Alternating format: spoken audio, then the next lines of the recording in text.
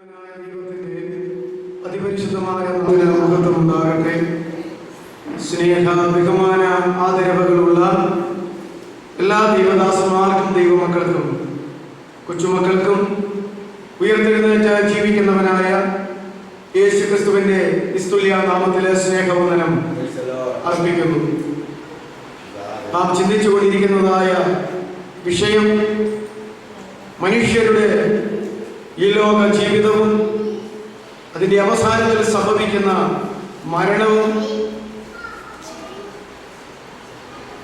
മരണാനന്തര അനുഭവങ്ങളും എന്ന വിഷയമാകുന്നുവല്ലോ.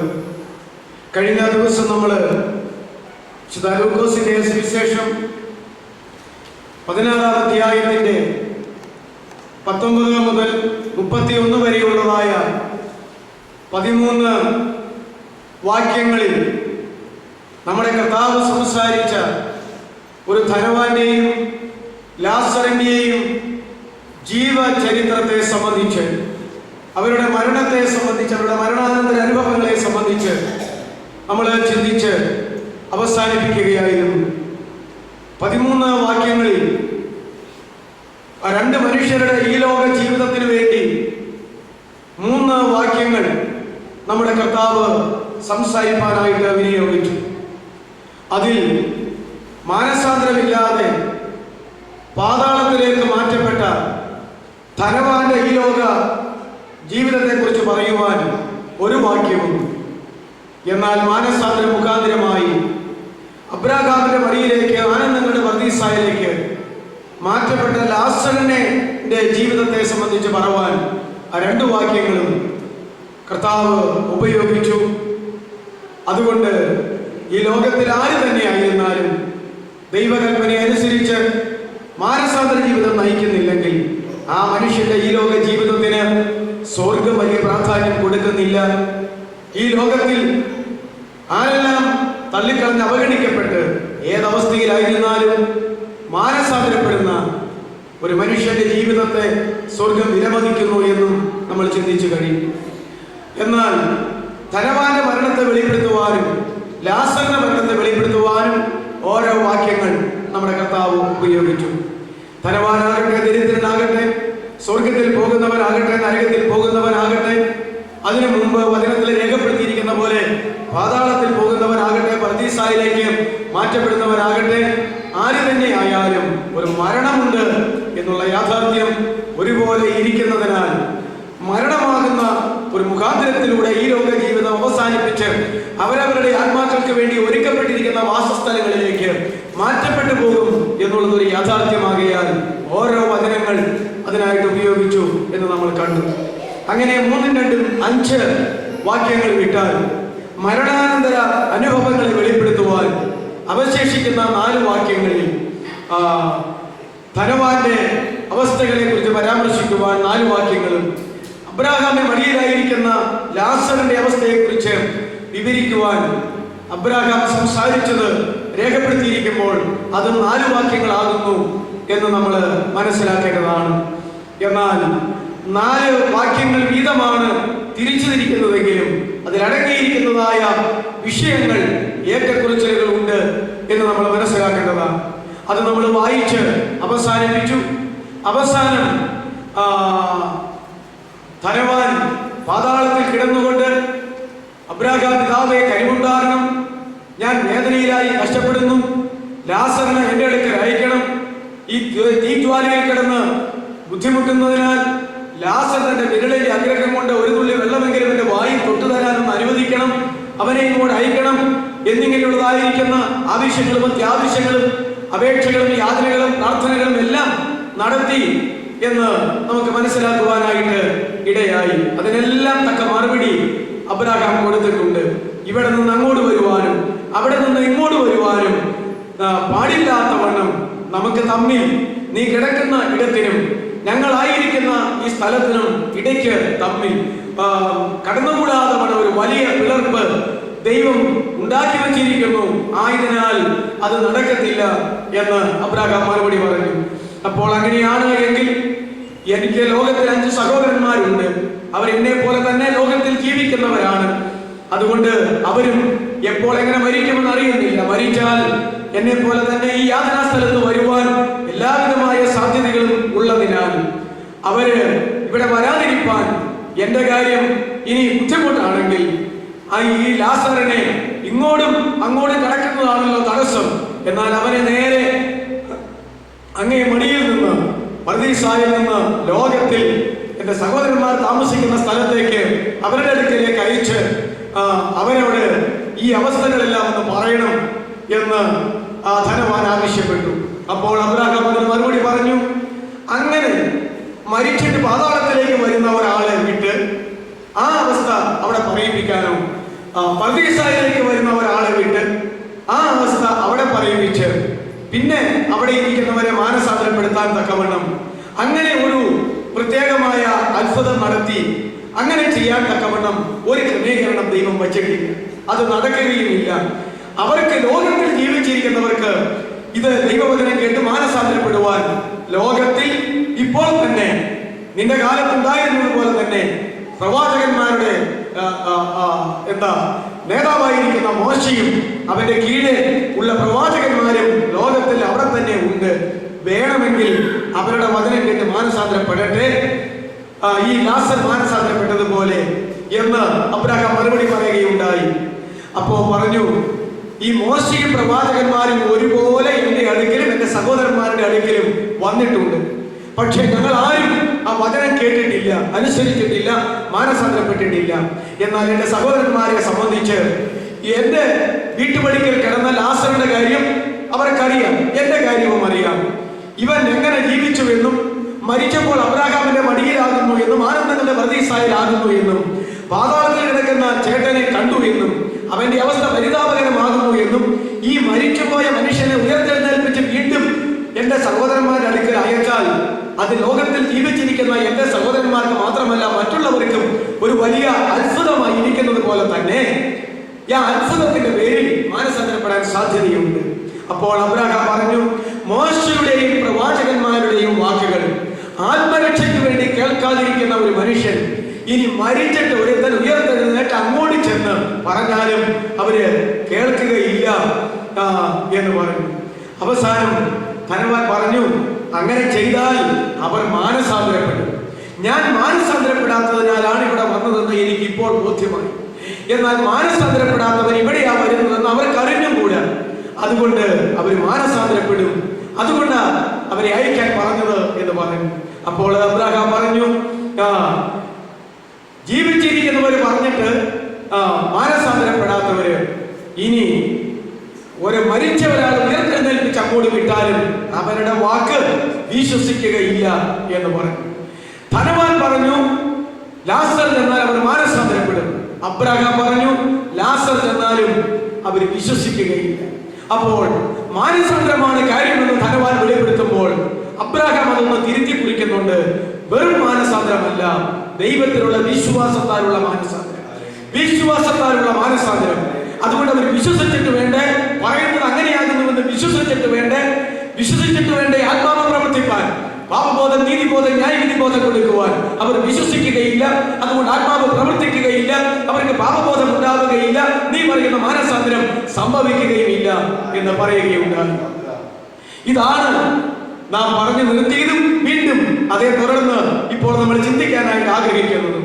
എന്നാൽ പ്രിയ സഹോദരങ്ങളെ, നമ്മളെ മനസ്സിലാക്കണം, ഈ ധനവാൻ അന്നത്തെ കാലഘട്ടത്തിൽ ഒരു മഹാനായ മനുഷ്യനായിരുന്നു. അവനൊരു മാന്യനായ മനുഷ്യനായിരുന്നു. അവനൊരു സംസ്കാരമുള്ള മനുഷ്യനായിരുന്നു. അവര് ലോകത്തിൽ എല്ലാവരും വിലമതിക്കുന്ന ഒരു മനുഷ്യനായിരുന്നു. നല്ല ഒരു ജീവിതം നയിച്ച ഒരു മനുഷ്യനായിരുന്നു ലോകത്തിൽ. എല്ലാവരും വിചാരിക്കുന്ന പോലെ അവൻ മോഷണം നടത്തി, മദ്യപാനം നടത്തി, പുകവലി നടത്തി, വ്യഭിചാരം നടത്തി, മോറൽ സൈഡ് മോശമായ നിലയിൽ ഒരു സാക്ഷ്യവുമില്ലാതെ ജീവിച്ച ഒരിക്കലും ഒരു മനുഷ്യനായിരുന്നില്ല. എല്ലാം കൊണ്ടും ലോകത്തിൽ നല്ല മാതൃകയുള്ള ഒരു മനുഷ്യനായിരുന്നു എന്നുള്ളത് ലോകത്തിൽ സാക്ഷ്യമുണ്ടായിരുന്നു. അതുകൊണ്ടാണ് അവന് മാനസാന്തരത്തിന് തടസ്സം വന്നത്. ഈ പറയുന്ന മാനസാന്തരം കൂടാതെ ലോകം എന്നെ ബഹുമാനിക്കുന്നു, ലോകം എന്നെ അംഗീകരിക്കുന്നു, എനിക്ക് നല്ല പേരുണ്ട്, നല്ല പ്രശസ്തിയുണ്ട്, ഞാൻ ഒരു പരോപകാരിയാണ്, ആർക്കും എന്നെ കുറ്റം പറയാനായിട്ട് സാധ്യമല്ല, എന്റെ സമുദായത്തിനോ എന്റെ ആത്മീക മേലധികാരികൾക്കോ എന്റെ സ്വന്തപ്പെട്ടവർക്കോ ബന്ധുമിത്രാദികൾക്കോ അല്ലെങ്കിൽ എന്റെ വടിക്കൽ കിടന്ന ലാസറിനോ അങ്ങനെയൊരു കുറ്റം പറയാനില്ല എന്നുള്ള തികച്ചും ഉത്തമമായ ഒരു ബോധ്യം ഈ ധനവാനുണ്ടായിരുന്നു.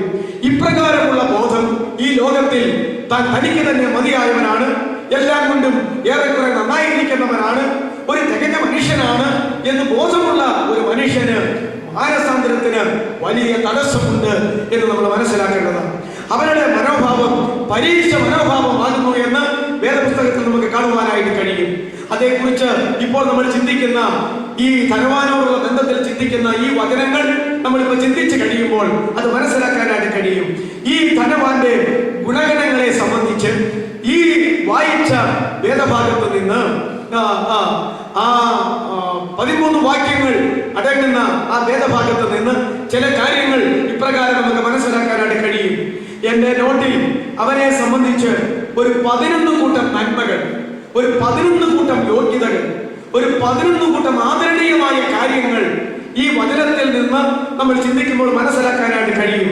ഒന്ന്, അവൻ ദീനാനുകമ്പയുള്ളവനായിരുന്നു.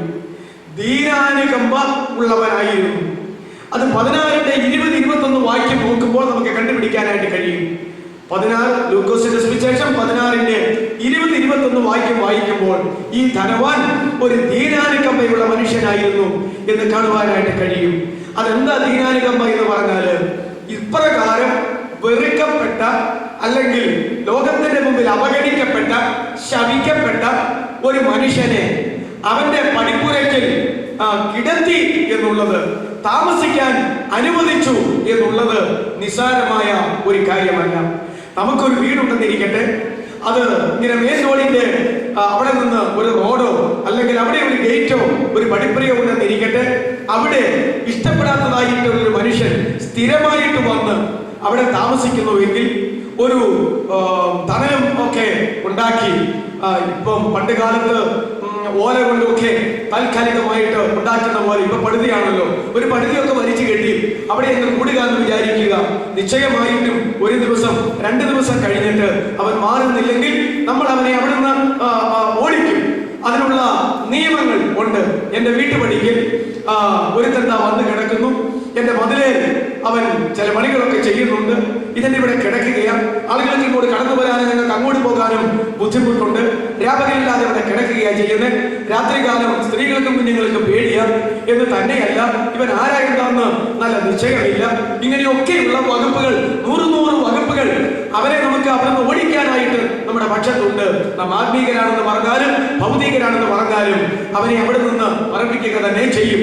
ഇത് വെച്ച് നോക്കുമ്പോൾ ആ കാലഘട്ടത്തിൽ ഇതുപോലെയുള്ള ഒരു ധനവാനായ മനുഷ്യൻ അവന്റെ പടിപ്പുരയ്ക്കൽ ഇപ്രകാരമുള്ള ലാസറിനെ പോലെയുള്ള ഒരുത്തൻ സ്ഥിരമായി താമസിക്കാൻ അനുവദിച്ചു എന്നുള്ളത് ഏറ്റവും ശ്രേഷ്ഠമായ ഒരു കാര്യമാണ്. അതാണ് അവന്റെ ദീനാനുകമ്പ.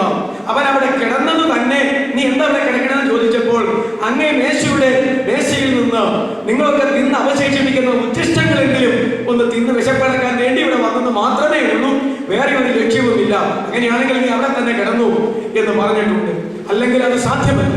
അതുകൊണ്ട് ഈ ധനവാൻ അന്നത്തെ കാലഘട്ടത്തിൽ, ഇന്നല്ല, ഇത് മോശയുടെയും പ്രവാചകന്മാരുടെയും കാലഘട്ടത്തിലുള്ളതാ.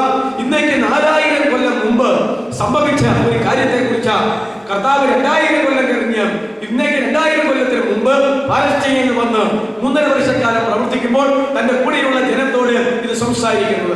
അപ്പോൾ ഈ ദീനാനുകമ്പ 4000 കൊല്ലം മുമ്പത്തെ ചരിത്ര പശ്ചാത്തലത്തിൽ ചിന്തിക്കുമ്പോൾ അത് ഏറ്റവും നല്ല ഒരു കാര്യമായിരുന്നു എന്ന് മനസ്സിലാക്കേണ്ടതാണ്.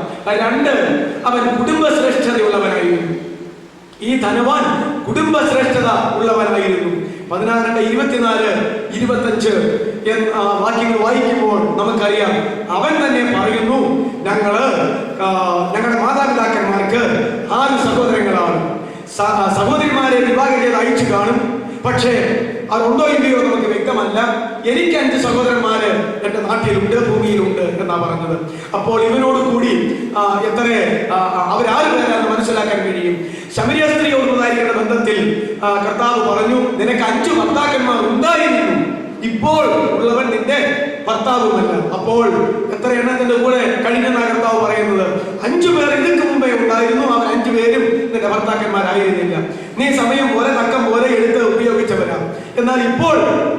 ഒരുത്തനുണ്ട്, അവൻ ആറാമത്തവനാണ്. അവനും നിന്റെ ഭർത്താവല്ല എന്ന് പറഞ്ഞപ്പോൾ 6 പുരുഷന്മാരുമായിട്ടുള്ള അവിഹിത ബന്ധങ്ങളിൽ ഏർപ്പെട്ട ഒരു സ്ത്രീയാണ് ഈ ശമരിയക്കാരി സ്ത്രീ എന്ന് കർത്താവ് തന്നെ അവരുടെ ജീവിത രഹസ്യത്തെ വെളിപ്പെടുത്തി എന്ന് നമുക്ക് കാണുവാനായിട്ട് കഴിയും. ഈ 5ന്റെ ഒരു പിടി പട്ടികകൾ ബൈബിളിലുണ്ട്. അത് വേറൊരു വിഷയമാണ്. ഇവിടെ ഇതാ എനിക്ക് 5 സഹോദരന്മാർ ഇനി ലോകത്തിലുണ്ട്. ശമരിയക്കാരി സ്ത്രീയോട് പറഞ്ഞു, ഇതാ ഈ സമയത്തിന് മുമ്പേ 5 ഭർത്താക്കന്മാർ നിനക്ക് ഉണ്ടായിരുന്നു. പിന്നെ ഇങ്ങനെ 5കളുടെ പട്ടിക നമ്മൾ നോക്കുമ്പോൾ ധാരാളമായിട്ട് കാണാം. ദാവീദ് തോട്ടിലിറങ്ങിയിട്ട് ഗോലിയാത്തിനെ കൊല്ലാൻ എത്ര കല്ലുകളായി എടുത്തത്? 5 കല്ലുകൾ. 5 മണ്ഡപങ്ങൾ വേറെ എവിടെയോ നമ്മളിങ്ങനെ ചിന്തിക്കുന്നുണ്ട്. എന്ന് പറയുന്ന പോലെ 5കളുടെ ഒരു നീണ്ട പട്ടിക ബൈബിളിലുണ്ട്. അത് മറ്റൊരു വിഷയമാണ്. ആ കൂടെ പെടുന്ന ഒരു കാര്യമാണ് ഈ 5 സഹോദരന്മാര് എന്ന് മാത്രമേ ഉള്ളൂ എന്ന് നിങ്ങൾ മനസ്സിലാക്കുക. അതുകൊണ്ട് ആ 5 സഹോദരന്മാര് നല്ല നിലകളിൽ ജീവിക്കുന്നവരാ. ഒരു വലിയ കുടുംബമാണ്. എല്ലാ നിലകളിലും നല്ല കുടുംബ മഹിമയുള്ളവൻ തന്നെയാണ് ഇവൻ എന്ന് നമ്മൾ മനസ്സിലാക്കേണ്ടതാണ്. അതുപോലെ മൂന്നാമത്തത് നീണ്ട പ്രാർത്ഥനയുള്ളവൻ. ചുരുക്കമായി പ്രാർത്ഥിക്കുന്ന ഒരുത്തനല്ല, ദീർഘമായി പ്രാർത്ഥിക്കുന്നവനാണ്. പാതാളത്തിൽ കിടന്നിട്ട് തന്നെ അവൻ അവിടെ കിടന്നുകൊണ്ട് അബ്രഹാം പിതാവിനോട് വിളിച്ചു പറയുന്ന വിഷയങ്ങൾ, ഓരോ വിഷയത്തിന്റെ എസൻസ് ഇവിടെ പറഞ്ഞിട്ടുള്ളത്, അന്തസ്സത്തെയാണ് ഇവിടെ പറഞ്ഞിട്ടുള്ളത്. അതുകൊണ്ട് 2 വാക്യത്തിൽ 4 വാക്യത്തിൽ ഉൾപ്പെടുത്തിയെങ്കിലും 4 വാക്യത്തിൽ അബ്രഹാം പറഞ്ഞതിനേക്കാൾ കൂടുതൽ വിഷയങ്ങൾ ധനവാന്റെ പ്രാർത്ഥനയിലുണ്ട്. അതുകൊണ്ട് ഇവൻ ശരിയായ തരത്തിൽ പ്രാർത്ഥിക്കുന്നവനാണ്. അല്ലെങ്കിൽ യഹൂദന്മാർക്ക് പ്രാർത്ഥനയ്ക്ക് നിയമങ്ങൾ ഉണ്ടായിരുന്നല്ലോ, നേരത്തിന്റെ നിയമം ഉണ്ടായിരുന്നല്ലോ. യഹൂദന്മാര് 7 നേരമാണ് പ്രാർത്ഥിച്ചു കൊണ്ടിരുന്നത്. ഈ ക്രിസ്തീയ മതങ്ങളിലെല്ലാം സഭാപിതാക്കന്മാര് പഠിപ്പിച്ചു വെച്ചിരിക്കുന്ന പ്രാർത്ഥന 7 നേരത്തെ പ്രാർത്ഥനയാണെന്ന് ഞാൻ പറയാതെ നിങ്ങൾക്കറിയാം. 9-ാം മണി നേരം സന്ധ്യ, പിന്നെ പാതിരാത്രി, പ്രഭാതം, 3-ാം മണി, 6-ാം മണി എന്നിങ്ങനെ അങ്ങോട്ട് പോകുന്നു കണക്കുകൾ. ഇങ്ങനെ 7 നേരം പ്രാർത്ഥിക്കാൻ യഹൂദന്മാർക്ക് നിയമമുണ്ടായിരുന്നു. ഇന്ന് നമ്മുടെ ചുറ്റുപാട് താമസിക്കുന്ന മുസ്ലിം സഹോദരങ്ങളെ സംബന്ധിച്ചിടത്തോളം അവരുടെ പ്രാർത്ഥനയുടെ ചട്ടങ്ങളും നേരങ്ങളും ഇപ്പൊ തന്നെ നമുക്കറിയാവുന്നതാണ്. അതുകൊണ്ട് എന്നാൽ യഹൂദനായിരിക്കുന്ന ദാനിയേൽ ബാബിലോൺ സാമ്രാജ്യത്തിൽ പ്രധാനമന്ത്രിയായിരിക്കും കാലഘട്ടത്തിൽ താൻ പ്രധാനമന്ത്രിയായിരുന്നിട്ട് പോലും താൻ യഹൂദനാകൊണ്ട് 7 നേരം പ്രാർത്ഥിക്കാൻ സമയമില്ലാത്തതിനാൽ ദിവസത്തിൽ എത്ര നേരം പ്രാർത്ഥിച്ച് നമ്മൾ ദാനിയേൽ പ്രവചനത്തിൽ വായിക്കുന്നത്? രാവിലെയും ഉച്ചയ്ക്കും വൈകിട്ടും 3 നേരം തന്റെ വീട്ടിൽ വന്ന് താൻ പ്രാർത്ഥിക്കുമായിരുന്നു. താൻ പ്രധാനമന്ത്രിയായിരുന്നിട്ട് പോലും, ഞാനൊക്കെ ചിലപ്പോൾ അത് ഓർത്ത് ലജ്ജിക്കാറുണ്ട്. എന്നിട്ട് പോലും ബാബിലോൺ സാമ്രാജ്യത്തിലെ പ്രധാനമന്ത്രി ആയിരുന്ന ദാനിയേൽ പോലും 7 നേരം പ്രാർത്ഥിക്കാൻ ഒരിക്കലും സാധ്യമല്ല. അപ്പോൾ നമുക്ക് 1 നേരം പോലും പ്രാർത്ഥിക്കാൻ കഴിയാത്ത ബന്ധപ്പാടിലായിരിക്കുമ്പോൾ പ്രധാനമന്ത്രി തന്റെ വീട്ടിൽ വന്ന് 3 നേരവും പ്രാർത്ഥിച്ചിരുന്നു. അപ്പോഴാ കൽപ്പന പുറപ്പെട്ടു എന്ന് അറിഞ്ഞപ്പോൾ, സിംഹഗുഹയിൽ വീഴുന്ന കൽപ്പന പുറപ്പെട്ടു എന്ന് അറിഞ്ഞപ്പോൾ താൻ പതിവ് പോലെ വന്ന് എന്ത് ചെയ്തെന്നാ പറഞ്ഞത്? തന്റെ മാളികയുടെ ജനൽ യെരൂശലേമിന് നേരെ തുറന്നിട്ടുകൊണ്ട് പ്രത്യാശയോടെ മഹാരാജാവിന്റെ നഗരമായിരിക്കുന്ന യെരൂശലേമിലേക്ക്, യഹൂദന്മാരുടെ ഏക ദേവാലയമായിരിക്കുന്ന യെരൂശലേമിലേക്ക് നോക്കിക്കൊണ്ട് അവൻ പ്രാർത്ഥിച്ച് സ്തോത്രം ചെയ്തു എന്ന് നാം വായിക്കുന്നു. അതുകൊണ്ട് ഈ ധനവാൻ അവന്റെ മത നിയമം അനുസരിച്ച് ദീർഘമായി പ്രാർത്ഥന മുടക്കാതെ പ്രാർത്ഥിക്കുന്നവനായിരുന്നു എന്നുള്ളത് കൊണ്ട് പാതാളത്തിൽ ദീർഘമായി പ്രാർത്ഥിക്കാനായിട്ട് ഇടയായിരുന്നു. ആ ഒരു സിസ്റ്റമാണ് നാം അത് മനസ്സിലാക്കുന്നത്. അടുത്തത്, അപ്പോ ഇതിന്റെ വാക്യങ്ങൾ എഴുതിയില്ലല്ലോ. ദീനാനുകമ്പയുള്ളവൻ 16ന്റെ ഈ വേദഭാഗത്തുള്ളതാ 20, 21. കുടുംബശ്രേഷ്ഠതയുള്ളവൻ 16ന്റെ 24, 25. നീണ്ട പ്രാർത്ഥനയുള്ളവൻ 16ന്റെ 24, 27, 28, 30. ഇതെല്ലാം ധനവാൻ അങ്ങോട്ട് അബ്രഹാമിനോട് വിളിച്ചു പറയുന്ന വാക്യങ്ങളാണ്. 16ന്റെ 24, 27, 28, 30. അടുത്തത് താഴ്മയുള്ളവൻ 16ന്റെ 24. ഈ ധനവാൻ ഇങ്ങനെയൊക്കെ ആയിരുന്നു എങ്കിലും ദിനംതോറും ധൂമ്രവസ്ത്രവും പട്ടും ധരിച്ച് ദിവസേന നിത്യേന ആഡംബരത്തോടെ സുഖിച്ചുകൊണ്ടിരുന്നു എന്ന് പറയുന്നുവെങ്കിലും അവൻ അവന്റേതായ കാഴ്ചപ്പാടിൽ താഴ്മയുള്ളവനായിരുന്നു. കാരണം ഇവന് ആ പ്രാർത്ഥന പറയുക അറിയാം. അബ്രഹാമിനോട് എങ്ങനെയാണ് അബ്രഹാം പിതാവ് എന്ന് വിളിച്ചിട്ട് അതിനകത്ത് എന്താ പറയുന്നത്? കനിവുണ്ടാകണമേ,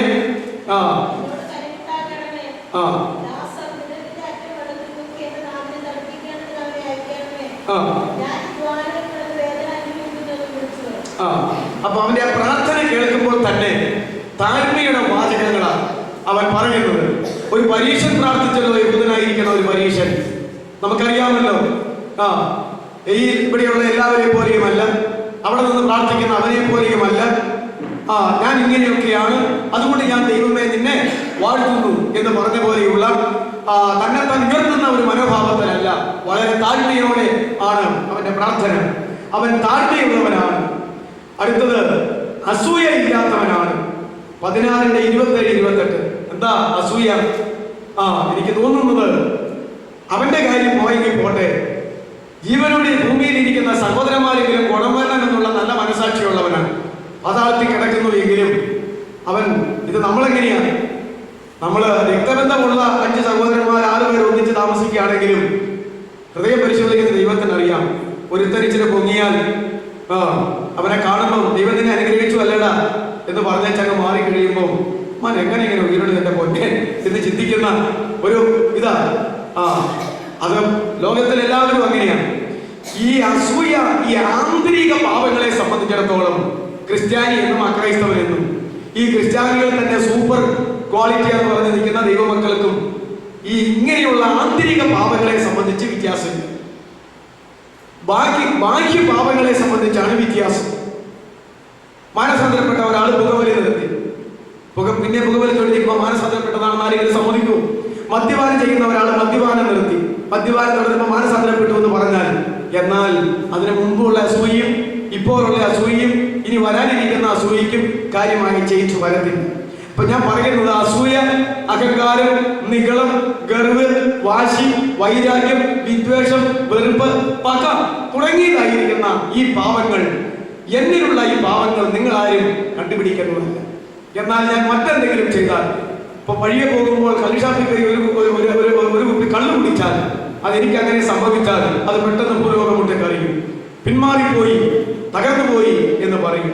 എന്നാൽ അതിനേക്കാൾ, അതുകൊണ്ട് കള്ളു കുടിച്ചോളാനല്ല ഞാൻ പറഞ്ഞത്, അതിനേക്കാൾ ഗൗരവമായ പാപങ്ങളാണ് ഹൃദയ പാപങ്ങൾ അല്ലെങ്കിൽ മാനസിക പാപങ്ങൾ.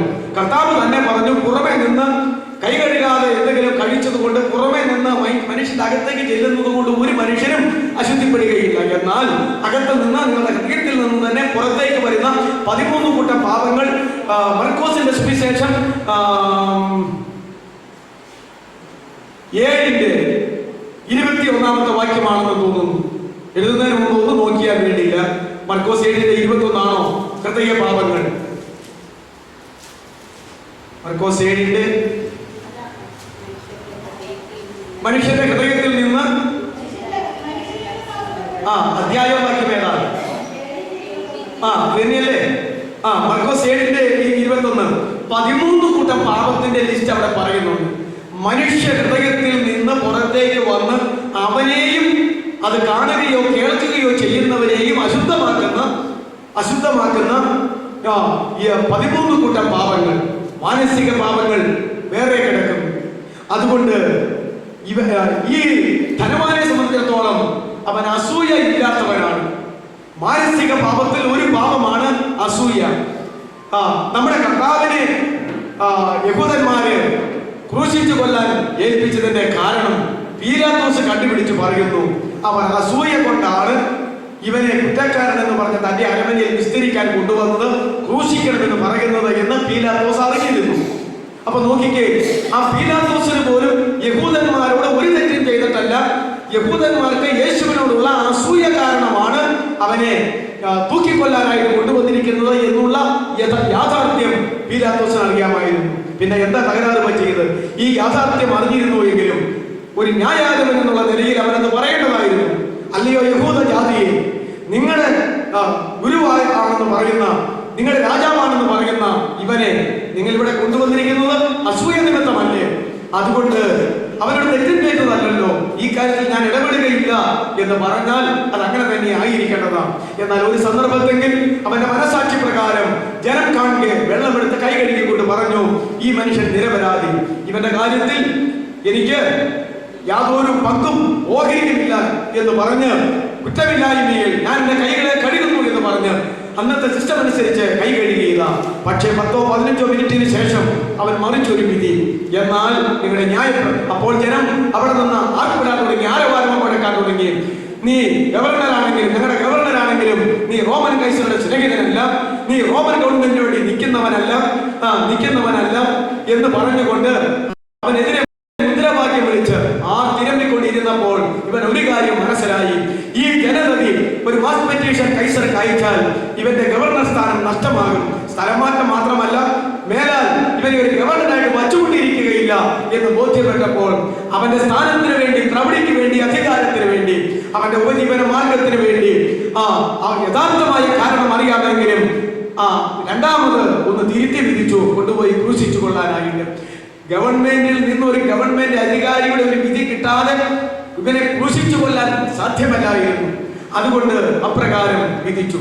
തെറ്റാകട്ടെ ശരിയാകട്ടെ, ഒരു ന്യായാധിപൻ 10 മിനിറ്റിന് അപ്പുറത്തൊരു വിധിയും 10 മിനിറ്റിന് ഇപ്പുറത്തൊരു വിധിയും വിധിച്ചത് ഒരൊറ്റ ന്യായാധിപനെ ഉള്ളൂ. അവനാണ് പീലാത്തോസ്.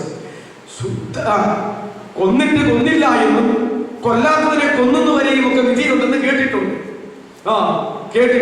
ഒരിക്കൽ അന്നചാണ്ടി ബാധിച്ചപ്പോൾ ഇപ്രകാരം ബാധിച്ചതായിട്ട് വക്കീലായിരുന്നു, പിന്നെ അവരെ ജഡ്ജിയായി. 1000 കുറ്റവാളികൾ രക്ഷപ്പെട്ടാലും ഒരു നിരപരാധി ശിക്ഷിക്കപ്പെടാൻ പാടില്ല എന്ന് ഇവിടെ ഒരു കേസിനാണ് എന്റെ അറിവ്. ഈ കലൂർ എന്ന് പറയുന്ന ഒരു സ്ഥലത്ത് ഒരു കേസ് ഉണ്ടായി. അതായത് ഇവിടെയാണ് എന്റെ ഓർമ്മ. അപ്പനെ മകൻ വെടിവെച്ച് കൊല്ലുന്ന ഒരു കേസുണ്ട്, കൊന്ന ഒരു കേസുണ്ട്. ഒരു എണ്ണച്ചാണ്ടി നോക്കി വലിയ വിളിക്കുകയായിരുന്നു. അവസാനം എന്ത് ചെയ്തെന്ന് വെച്ചാൽ ജഡ്ജി വരുന്നതിന് മുമ്പ് ഈ വെടിയുണ്ട മേശപ്പുറത്ത് ഇങ്ങനെ ഇരിക്കുമായിരുന്നു. തോക്ക് മൂലയ്ക്ക്, തോക്ക് അവിടെ ഇരിക്കുന്നു, വെടിയുണ്ട ഇവിടെ ഇരിക്കുന്നു. എണ്ണച്ചാണ്ടി കൊണ്ടുപോകുന്നു. ഈ വെടിയുണ്ട എടുത്തിട്ട് ഈ വെടിയുണ്ട മറ്റേത് വിഴിഞ്ഞെന്നാണ് പറയുന്നത്. വിഴിഞ്ഞാണോ എന്തെങ്കിലും ചെയ്തു ആര് പരിശോധിക്കാനാണ്. അവസാനം അവർ എഴുന്നേറ്റ് ചോദിച്ചു, ഈ കണ്ട ദിവസങ്ങളെല്ലാം ബാധിച്ചിട്ട് ഈ വെടിയുണ്ട കൊണ്ട് ആ തോക്കിയിലിട്ട് ഈ മകനെ അപ്പനെ വെടിവെച്ചെന്നല്ലേ ഈ കേസ്? പോസ്റ്റ്മോർട്ടം നടത്തിയാണല്ലോ ഈ വെടിയുണ്ട എടുത്തത്. ആ തോക്കിന് എടുത്താട്ടെ, ഈ വെടിയുണ്ട അതിനകത്ത് തെറ്റ് കാണിച്ചാട്ടെ എന്ന് കാണിക്കാതിരിക്കാൻ പറ്റും. നോക്കിയപ്പോ ഈ വെടിയുണ്ട അതിനകത്ത് കടക്കൂല. വാദഗതി മുഴുവൻ പൊളിഞ്ഞു, കേസ് വെറുതെ വിട്ടു. പക്ഷേ വിറ്റത്തിറങ്ങി കഴിഞ്ഞപ്പോൾ ഇവ പറഞ്ഞു, കേസ് ഞാൻ ഊരി വിട്ടു, പക്ഷെ ദൈവം നിന്നെ വിടൂല്ല. എന്റെ അറിവ് ഒരു വർഷം എത്തിയപ്പോൾ അതുപോലെ തന്നെ തന്റെ വേലക്കാരൻ അതേ തോക്കുകൊണ്ട് ഈ മകനെയും വെടിവെച്ച് കൊന്നു എന്ന എന്റെ അറിവ്, എന്റെ കേട്ടറിവാണ്. ഇതിവിടെയാണ്, എവിടെയാണ് സംഭവിച്ചത്? ഇങ്ങനെ ഒരു സംഭവം ഉണ്ടായത്. അപ്പൊ നോക്കിക്കേ, വാദഗതികൾ കൊണ്ട് കുറ്റം ചെയ്തവനെ ചെയ്തില്ല എന്നും ചെയ്യാത്തവനെ ചെയ്തു എന്നൊക്കെയും മറിച്ചും തിരിച്ചും വിധി ഉണ്ടാക്കുവാൻ തക്കവണ്ണം സാധിക്കും നമ്മുടെ രാജ്യത്ത്. പക്ഷേ അന്നചാണ്ടി ദൈവവിശ്വാസി ആയതുകൊണ്ട് പറഞ്ഞു, ദൈവം നിന്നെ വിടത്തില്ല എന്ന് പറഞ്ഞു. ആകയാൽ ഇതാ സംഭവിച്ചത്. പോകട്ടെ, നമുക്ക് വിഷയത്തിലേക്ക് മടങ്ങി വരാം. നമ്മുടെ വിഷയം അസൂയ ഇല്ലാത്തവരാണ്. അതുകൊണ്ട് ഞാൻ പറഞ്ഞു വന്നത്, ഒരു യഥാർത്ഥ മാനസാന്തരം എന്ന് പറഞ്ഞാൽ ബാഹ്യഭാവത്തിൽ നിന്നും ആന്തരിക ഭാവത്തിൽ നിന്നും വിടുതൽ പ്രാപിക്കുന്നതാണ് യഥാർത്ഥ മാനസാന്തരം. എന്നാൽ മാനസാന്തരപ്പെടുന്ന നിമിഷത്തിൽ ഈ ആന്തരിക ഭാവത്തിൽ നിന്ന് സമ്പൂർണ്ണമായി വിടുതൽ പ്രാപിക്കാൻ കഴിയുകയില്ല. ബാഹ്യമായ പാപങ്ങളിൽ നിന്ന് ഒക്കെ ആ വിടുതൽ പ്രാപിക്കാൻ കഴിയത്തുള്ളൂ. മോഷണം പെട്ടെന്ന് നിർത്താൻ കഴിയും, മദ്യപാനം നിർത്താൻ കഴിയും, വ്യഭിചാരം നിർത്താൻ കഴിയും, പുകവലി നിർത്താൻ കഴിയും. ഇങ്ങനെയുള്ള ഒരുപിടി പാപ പ്രവൃത്തികൾ നിർത്താനായിട്ട് കഴിയും. എന്നാൽ വ്യഭിചാരം നിർത്താൻ കഴിയുന്നു എങ്കിൽ തന്നെയും മോഹം നിർത്താൻ കഴിയുന്നില്ല. വ്യഭിചരിക്കരുത് എന്നുള്ള 10 കൽപ്പനയിലെ 7ാമത്തെ കൽപ്പന അപ്പോസ്തലനായ പൗലോസ് അനുസരിക്കുമ്പോൾ 10ാമത്തെ കൽപ്പന മോഹിക്കരുത് എന്നുള്ള കൽപ്പന ഇന്ന് വരെ അനുസരിക്കാൻ എനിക്ക് കഴിഞ്ഞിട്ടില്ല എന്ന് യഹൂദൻ മതം വിട്ട് 10 കൽപ്പനയുടെ പരിധിയും വിട്ട് മാനസാന്തരപ്പെട്ട് വന്നു കഴിഞ്ഞിട്ട് റോമാലേഖനം 7ാം അധ്യായത്തിൽ പറയുകയാണ്, മോഹിക്കരുതെന്ന് ന്യായപ്രമാണം പറഞ്ഞില്ലായിരുന്നെങ്കിൽ മോഹം എന്നാന്ന് ഞാൻ മനസ്സിലാക്കുമായിരുന്നില്ല. അങ്ങനെ മോഹിക്കാതിരിക്കാനായിട്ട് ഞാൻ പരിശ്രമിച്ചപ്പോൾ സകല മോഹങ്ങളും വന്നു കൂടി. എന്തിനെന്ന് വെച്ചാൽ എന്റെ ജഡത്തിൽ യാതൊരു വിധമായ നന്മകളും വസിക്കാൻ വസിക്കുന്നില്ല. അതുകൊണ്ട് ഞാൻ ആഗ്രഹിക്കാത്ത നന്മ ചെയ്യാൻ എനിക്ക് ആഗ്രഹമുണ്ട്. ഞാൻ നന്മ ചെയ്യാൻ തുടങ്ങുമ്പോൾ ഞാൻ ആഗ്രഹിക്കാത്ത തിന്മകൾ വന്ന് സംഭവിക്കുന്നു. അതുകൊണ്ട് എന്റെ ബുദ്ധിയുടെ പ്രമാണത്തോട് പോരാടുന്ന മറ്റൊരു പ്രമാണം എന്റെ അവയവങ്ങളിൽ വ്യാപരിക്കുന്നു എന്ന് എനിക്ക് കണ്ടുപിടിക്കാനായിട്ട് കഴിഞ്ഞു. ആകയാൽ ആ പ്രമാണം എന്നെ ബന്ധിച്ചു നിർത്തുന്നു എന്നാ പറഞ്ഞത്. ആകയാൽ പാപത്തിന്റെയും മരണത്തിന്റെയും പ്രമാണം എന്റെ അവയവങ്ങളിൽ പോരാടിക്കൊണ്ടിരിക്കുമ്പോൾ എന്റെ ബുദ്ധിയുടെ പ്രമാണത്തെ തോൽപ്പിച്ച് ദൈവത്തിന്റെ പ്രമാണത്തെയും പരാജയപ്പെടുത്തിക്കൊണ്ട് എന്റെ പാപത്തിലേക്ക് വീഴിച്ചുകൊണ്ടിരിക്കുന്നു. അതുകൊണ്ട് ഞാൻ പാപികളിൽ ഒന്നാമത്തവന്. അതുകൊണ്ട് വിളിച്ചു പറയുന്നു റോമർ 7:23-24, അയ്യോ ഞാൻ അരിഷ്ട മനുഷ്യൻ, ഈ മരണത്തിന് അധീനമായ ശരീരത്തിൽ നിന്ന് എന്നാണ് ഞാൻ പറഞ്ഞത്. അസൂയ ഇല്ലാത്തവരായിരുന്നു. അടുത്തത് അസൂയ ഇല്ലാത്തവൻ എന്നുള്ളതിന്റെ 16:27-28. അതുപോലെ തന്നെ ആ വാക്യം തന്നെ സഹോദര സ്നേഹമുള്ളവനായിരുന്നു. അല്ലെങ്കിൽ ഇത് പറയുന്നില്ലല്ലോ, സഹോദര സ്നേഹം ഇല്ലാത്തവനായിരുന്നു എന്ന് നമുക്ക് മനസ്സിലാക്കാനാണ് കഴിയും. വാക്യം അത് തന്നെ 16:27-28. അടുത്ത ഒരു കാര്യം കൂടി നമ്മൾ മനസ്സിലാക്കണം. അവന് തോന്നിയ നന്മകൾ ചെയ്തു പോകുന്നവനായിരുന്നു. അവന് ശരിയെന്ന് തോന്നിയ നന്മകളും നല്ല കാര്യങ്ങളും ചെയ്ത് ജീവിച്ച ഒരു മനുഷ്യനായിരുന്നു ആ ധനവാൻ. നാം പറയുന്ന പോലെ ഒരു നന്മയും ചെയ്യാത്ത മനുഷ്യനായിരുന്നില്ല. അവന് ചെയ്യാൻ തോന്നിയ നന്മകൾ അവൻ നിർബാധം ചെയ്തുകൊണ്ടിരുന്നവനാണ് എന്ന് നമുക്ക് മനസ്സിലാക്കാനായിട്ട് കഴിയും. അതിന്റെ വാക്യവും 16:27-28. അസൂയ ഇല്ലാത്തവൻ, സഹോദര സ്നേഹമുള്ളവൻ, അവന് തോന്നിയ നന്മകൾ ചെയ്തുകൊണ്ടിരുന്നവൻ. ആ 3 പോയിന്റിന് ഒരേ വാക്യം തന്നെയാണ്. അടുത്തത് ഈ ഉപദേശിമാര്, അതായത് മോശയും പ്രവാചകന്മാരെയും സ്വീകരിക്കുന്നവനായിരുന്നു. അവരുടെ ഉപദേശം സ്വീകരിക്കുന്നവനല്ല, അവരെ സ്വീകരിക്കുന്നവനായിരുന്നു. അങ്ങനെ ഒരുപടി ആളുകളുണ്ട്. സുവിശേഷകരെയും അടക്കമുള്ളറിയാം. നിങ്ങളാ പറയുന്ന സുവിശേഷം എനിക്ക് ഇഷ്ടമല്ല, അത് ഇവിടെ വീട്ടിൽ പറയണ്ട. പിന്നെ നിങ്ങൾ മനുഷ്യരല്ലേ, നിങ്ങളെ ഞാൻ സ്നേഹിക്കുന്നു, ഇരുന്നാട്ടെ, കുടിക്കാൻ തരാം, അതിന് കുഴപ്പമൊന്നുമില്ല. പക്ഷേ നിങ്ങൾ ആ പറയുന്ന സുവിശേഷം ഞാൻ അംഗീകരിക്കത്തില്ല. അപ്പോ മോശയുടെയും പ്രവാചകന്മാരുടെയും ഉപദേശം അനുസരിച്ച് ഇവൻ കേൾക്കുമായിരുന്നെങ്കിലും അനുസരിച്ച് രൂപാന്തരപ്പെടാൻ അവൻ മനസ്സ് വെച്ചില്ലെങ്കിലും ഇവരെ സ്വീകരിക്കുന്നവൻ, നല്ല സ്വീകരണം നമുക്ക് കൊടുത്ത് സന്തോഷിപ്പിച്ച് വിടുന്നവനായിരുന്നു എന്ന് നമുക്ക് മനസ്സിലാക്കാനാണ് കഴിയും. അതും 16:27-28. അടുത്തത് സാക്ഷി യോഗം നടത്തുന്നവനാണ്. കാരണം ഇവർ ഈ സാക്ഷ്യത്തെ കുറിച്ച് നല്ല ഗ്രാഹ്യമാണ്. ഞാനും ഈ സാക്ഷ്യം കേട്ടത് കൂട്ടായ്മയിൽ വന്നിട്ടുണ്ടെങ്കിൽ സാക്ഷ്യം പറച്ചിലും സാക്ഷ്യമുണ്ടെന്നൊക്കെ പറച്ചിലും ഒക്കെ കേട്ടത് ബൈബിളിലുണ്ട്. എന്നാൽ പരിശുദ്ധാത്മാവ് നിങ്ങളുടെ മേൽ വരുമ്പോൾ നിങ്ങൾക്ക് ശക്തി ലഭിച്ചിട്ട് യെരൂശലേം മുതൽ യഹൂദിയ ശമരിയ ലോകത്തിന്റെ അറ്റത്തോളം നിങ്ങൾ എന്റെ സാക്ഷികളാകും. എന്റെ സാക്ഷികളാകും. പ്രസംഗകരാകുമെന്നോ അങ്ങനെയൊന്നുമല്ല പറയുന്നത്. ക്ലാസ് എടുക്കുന്നവരാകുമെന്നോ ഒന്നുമല്ല. അത് തെറ്റാണല്ല പറഞ്ഞത്. കർത്താവ് ഉദ്ദേശിച്ചത് എന്നാൽ പരിശുദ്ധാത്മാവ് നിങ്ങളുടെ മേൽ വരുമ്പോൾ നിങ്ങൾക്ക് ശക്തി ലഭിച്ചിട്ട്, എന്ത് ശക്തി? എന്റെ സാക്ഷിയാകാനിരിക്കുന്ന ശക്തി ലഭിച്ചിട്ട് നിങ്ങൾ എന്റെ സാക്ഷിയാകും. അത് യെരൂശലേമിൽ തുടങ്ങി ലോകത്തിന്റെ അറ്റത്തോളവും ആകും. അപ്പോ ഒരു ദൈവ പൈതൽ, ഒരു സുവിശേഷ പ്രാസംഗകൻ, ഒരു അപ്പോസ്തലൻ എന്നൊക്കെ പറയുന്ന ആള് യഥാർത്ഥത്തിൽ യേശുവിന്റെ സാക്ഷി. അതുപോലെ തന്നെ ഈ സാക്ഷ്യം പറയുന്നതിനെ കുറിച്ച് ഇവന് നല്ല ഗ്രാഹ്യമുണ്ട്. ഒരുപക്ഷെ ഇവന്റെ വീട്ടിൽ കൂട്ടായ്മ യോഗം നടത്തുമ്പോൾ സാക്ഷ്യം പറയുന്ന പ്രോഗ്രാം ഉണ്ടായിരിക്കും. അതൊക്കെ അവന് നല്ല പരിചയമുള്ളതുമാണ്. ഇവൻ എന്താ പറഞ്ഞത്? അല്ല അബ്രഹാം പിതാവേ, മരിച്ചിട്ട് ഒരുത്തൻ ഉയർത്തെഴുന്നേറ്റ് അവിടെ ചെന്ന് സാക്ഷ്യം പറഞ്ഞാൽ അവർ വിശ്വസിക്കും.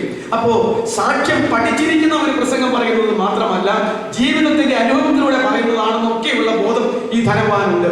ഇതൊക്കെ അനുഭവമാണല്ലോ. ഞാൻ ലോകത്തിൽ അവിടെയായിരുന്നു, മരിച്ചപ്പോൾ എന്റെ മരണമൊക്കെ എങ്ങനെയായിരുന്നു, ഇപ്പോൾ ഞാൻ ഇവിടെയാ. പക്ഷേ എന്റെ യജമാനായ ആ ധനവാൻ ലോകത്തിൽ അങ്ങനെ ആയിരുന്നു, മരിച്ച ശവടക്കൊക്കെ അങ്ങനെ ആയിരുന്നു. ഇപ്പോൾ അവൻ ഇങ്ങനെയാണുള്ള അനുഭവ സാക്ഷ്യം. ആ അനുഭവ സാക്ഷ്യം ഒന്ന് പറയട്ടെ എന്നാ പറയുന്നത്. അതുകൊണ്ട്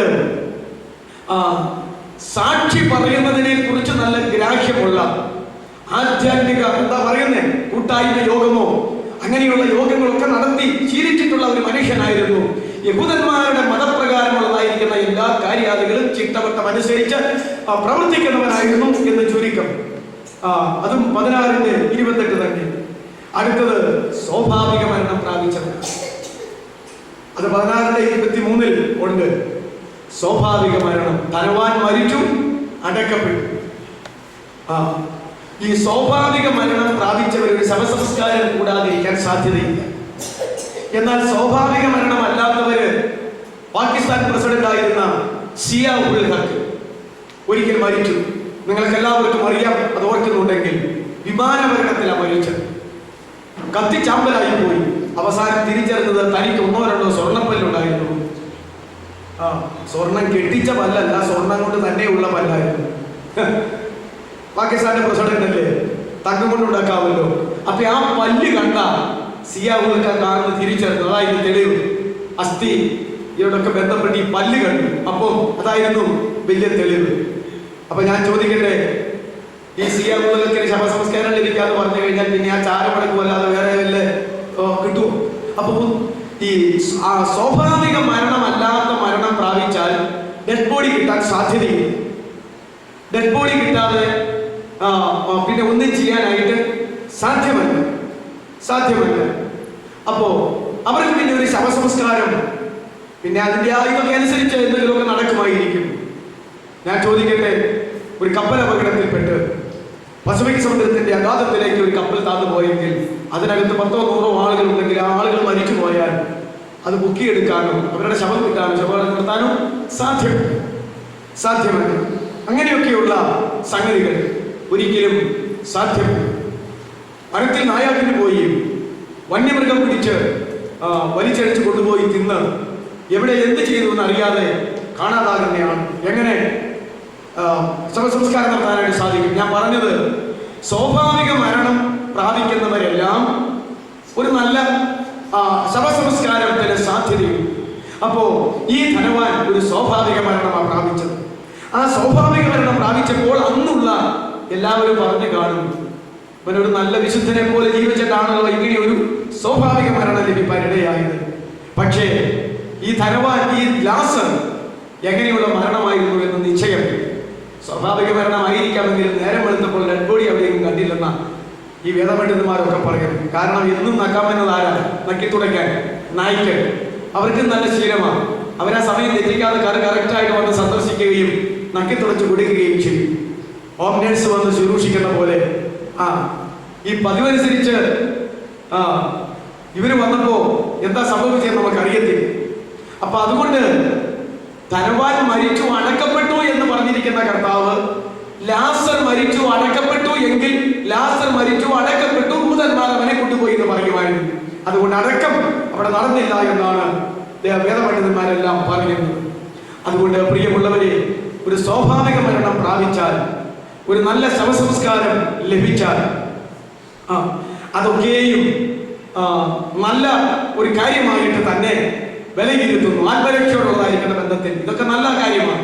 സ്വാഭാവിക മരണം നല്ല കാര്യമാണ്, ശവസംസ്കാരവും നല്ല കാര്യമാണ്. ആത്മരക്ഷയോടുള്ള ബന്ധത്തിൽ അത് പ്രയോജനപ്രദമാണെന്നുള്ള കാര്യത്തിലാണ് വചനത്തിൽ എതിർപ്പ് എന്നുള്ളത് നമ്മൾ മനസ്സിലാക്കേണ്ടതാണ്. കഴിഞ്ഞ ദിവസമാണ് നമ്മൾ ചിന്തിച്ചത്. അതുകൊണ്ട് നല്ല ശവസംസ്കാരം ലഭിച്ചവരും സ്വാഭാവിക മരണം പ്രാപിച്ചവരും നല്ല ശവസംസ്കാരം ലഭിച്ചവരുമാണ്. 16:23 എന്റെ പോയിന്റിൽ, എന്റെ നോട്ടിൽ 11 എണ്ണമാണ്.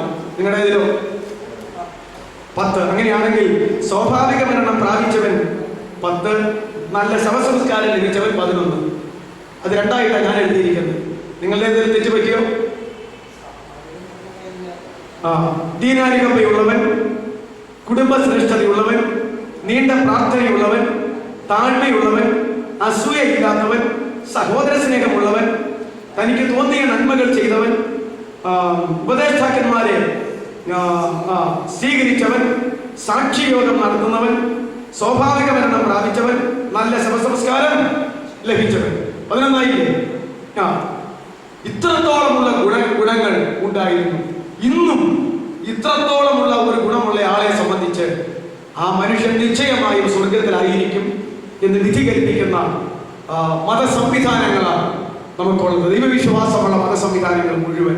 പക്ഷേ നമ്മുടെ കർത്താവ് പറഞ്ഞു, ഈ 11 കാര്യങ്ങളിൽ അവൻ ലോകത്ത് സാക്ഷ്യമുണ്ടായിരുന്നുവെങ്കിലും നമ്മുടെ കർത്താവല്ലേ തന്റെ തിരുവായ കൊണ്ട് അരുളി ചെയ്തത്, ധനവാനും ഒരു അടക്കപ്പെട്ടു, എന്നാൽ അവൻ പാതാളത്തിൽ അതിവേദന അനുഭവിച്ചു കൊണ്ടിരിക്കുന്നു. ഇന്നും 4000 കൊല്ലക്കാലമായി അവൻ പാതാളത്തിൽ നിന്ന് അതിവേദനയിൽ നിന്ന് വിടുതൽ പ്രാപിച്ചിട്ടില്ല. എന്തെന്നാൽ കർത്താവ് മധ്യാകാശം വരികയോ മരിച്ചവരുടെ പുനരുത്ഥാനം നടക്കുകയോ ജീവനോടിരിക്കുന്നവരുടെ രൂപാന്തരം നടക്കപ്പെടുകയോ ചെയ്തിട്ടില്ല. ദൈവസഭ മാറ്റപ്പെട്ടിട്ടില്ല. മാത്രമല്ല, സകല പാപികളുടെയും പുനരുത്ഥാനം നടന്ന് വെളിപ്പാട് പുസ്തകത്തിൽ പറയുന്ന പോലെ വെള്ള സിംഹാസനത്തിൽ കൊണ്ടുവന്ന് അവനവന്റെ പാപത്തിന്റെ കാഠിന്യമനുസരിച്ച് ശിക്ഷ ഏറ്റക്കുറച്ചോടുകൂടെ കൊടുത്ത് നിത്യനരകത്തിലേക്ക് തള്ളുന്ന ന്യായവിധിയും ഇതുവരെ നടന്നിട്ടില്ല. ന്യായവിധികളുടെ ആരംഭം ദൈവമക്കളുടെ ന്യായവിധിയാണ്. അതുകൊണ്ട് പത്രോസ് വിളിച്ചു പറഞ്ഞത് ന്യായവിധി ദൈവകരത്തിൽ ആരംഭിക്കാൻ സമയമായി. അത് നമ്മിൽ തുടങ്ങിയാൽ പാപികളുടെയും അഭക്തന്മാരുടെയും വിധി എന്താകും? അഭക്തന്മാരുടെയും പാപികളുടെയും ന്യായവിധിയെ കുറിച്ച് വെള്ള സിംഹാസനത്തിലെ ന്യായവിധി എന്ന വെളിപ്പാട് പുസ്തകത്തിൽ പറഞ്ഞിരിക്കുന്നത്. അതാണ് മനുഷ്യവർഗത്തിന്റെ അവസാനത്തെ ന്യായവിധി. ആദാമിന്റെ ഹവ്വയുടെയും മകനായിരിക്കുന്ന കായീൻ മുതൽ ആ ന്യായവിധിയുടെ സമയം വരെയും ലോകത്ത് ജീവിക്കുന്ന മരിക്കുന്ന സകല പാപികളുടെയും ന്യായവിധി ഒരുമിച്ച് നടന്നു. എന്തിനു വേണ്ടി നടത്തുന്നു? അവരെ നരകത്തിലോ സ്വർഗത്തിലോ ആക്കാനല്ല.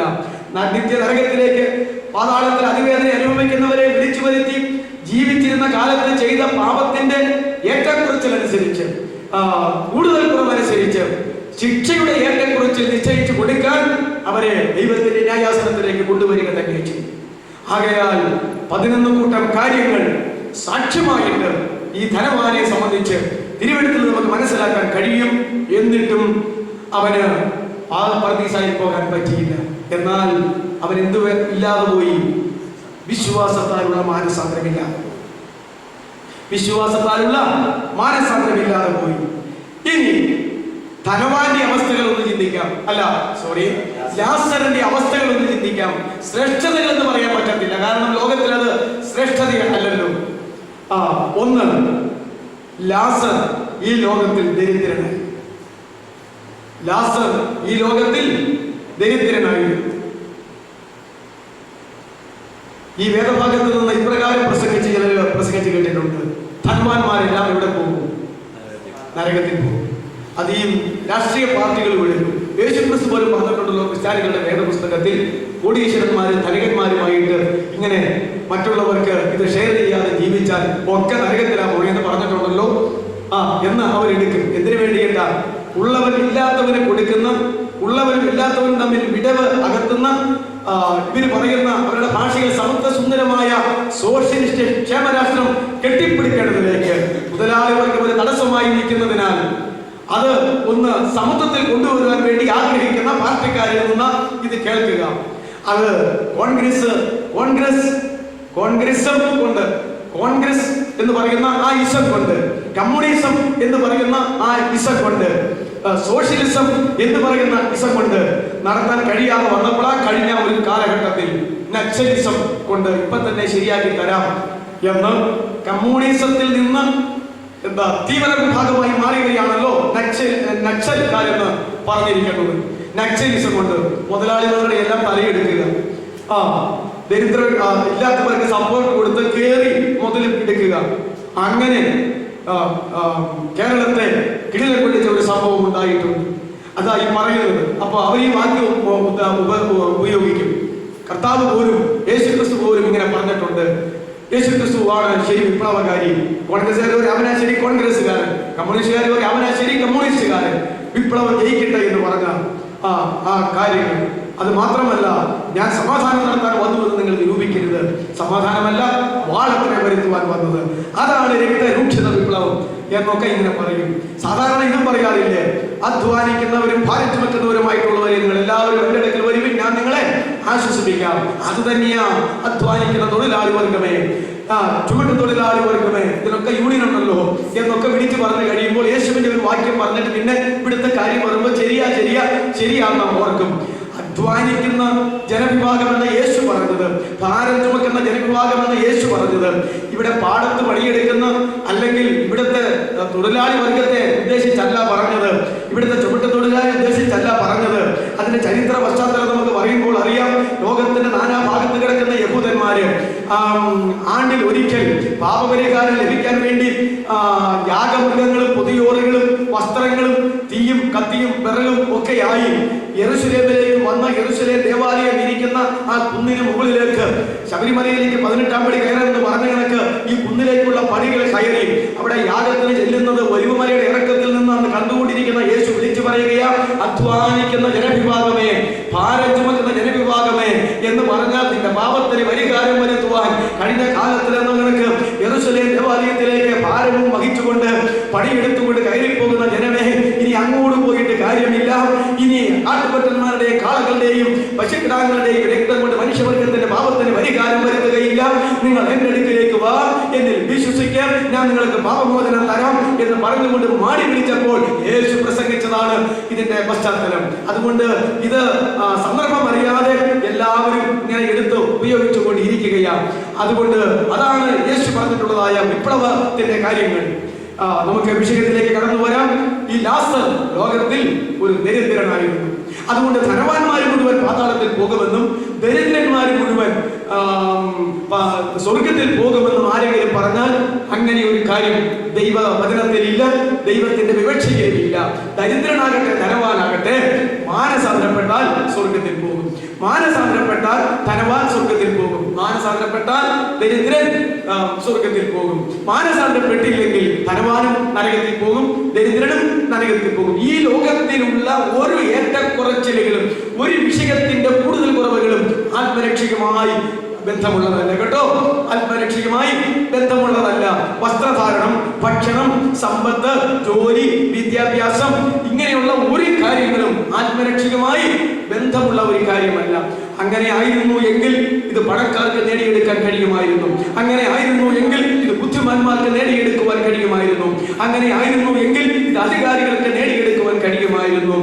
ഈ ലോകത്തിൽ ഉടുതുണി പോലും ഇല്ലാതെ അംഗവൈകല്യമുള്ള ഒരുത്തനായിട്ട് എന്താ പറയുന്നത്, ഏറ്റവും ഈ ലാസറിനെ പോലെ ഒരുത്തനായിട്ട് ജീവിച്ചാലും അതെ കൃപയാൽ വിശ്വാസം മൂലമുള്ള രക്ഷയാൽ അവന്റെ ആത്മരക്ഷ പൂർണ്ണമായി നേടിയെടുക്കുവാൻ കഴിയുന്ന ഒരു വ്യവസ്ഥിതി വെച്ചത് അതെ പിതാവായ ദൈവത്തിന്റെ സ്നേഹമാണ്. യോഹന്നാൻ 3:14 പറയുന്ന കണക്ക് തന്റെ ഏകജാതനായ പുത്രനിൽ വിശ്വസിക്കുന്ന ഏവനും നശിച്ചു പോകാതെ നിത്യജീവൻ പ്രാപിക്കേണ്ടതിന് ദൈവം അവനെ ഇവിടെ നൽകുവാൻ തക്കവണ്ണം ഈ പാപികളായ ലോകത്തെ പിതാവായ ദൈവം സ്നേഹിച്ചു.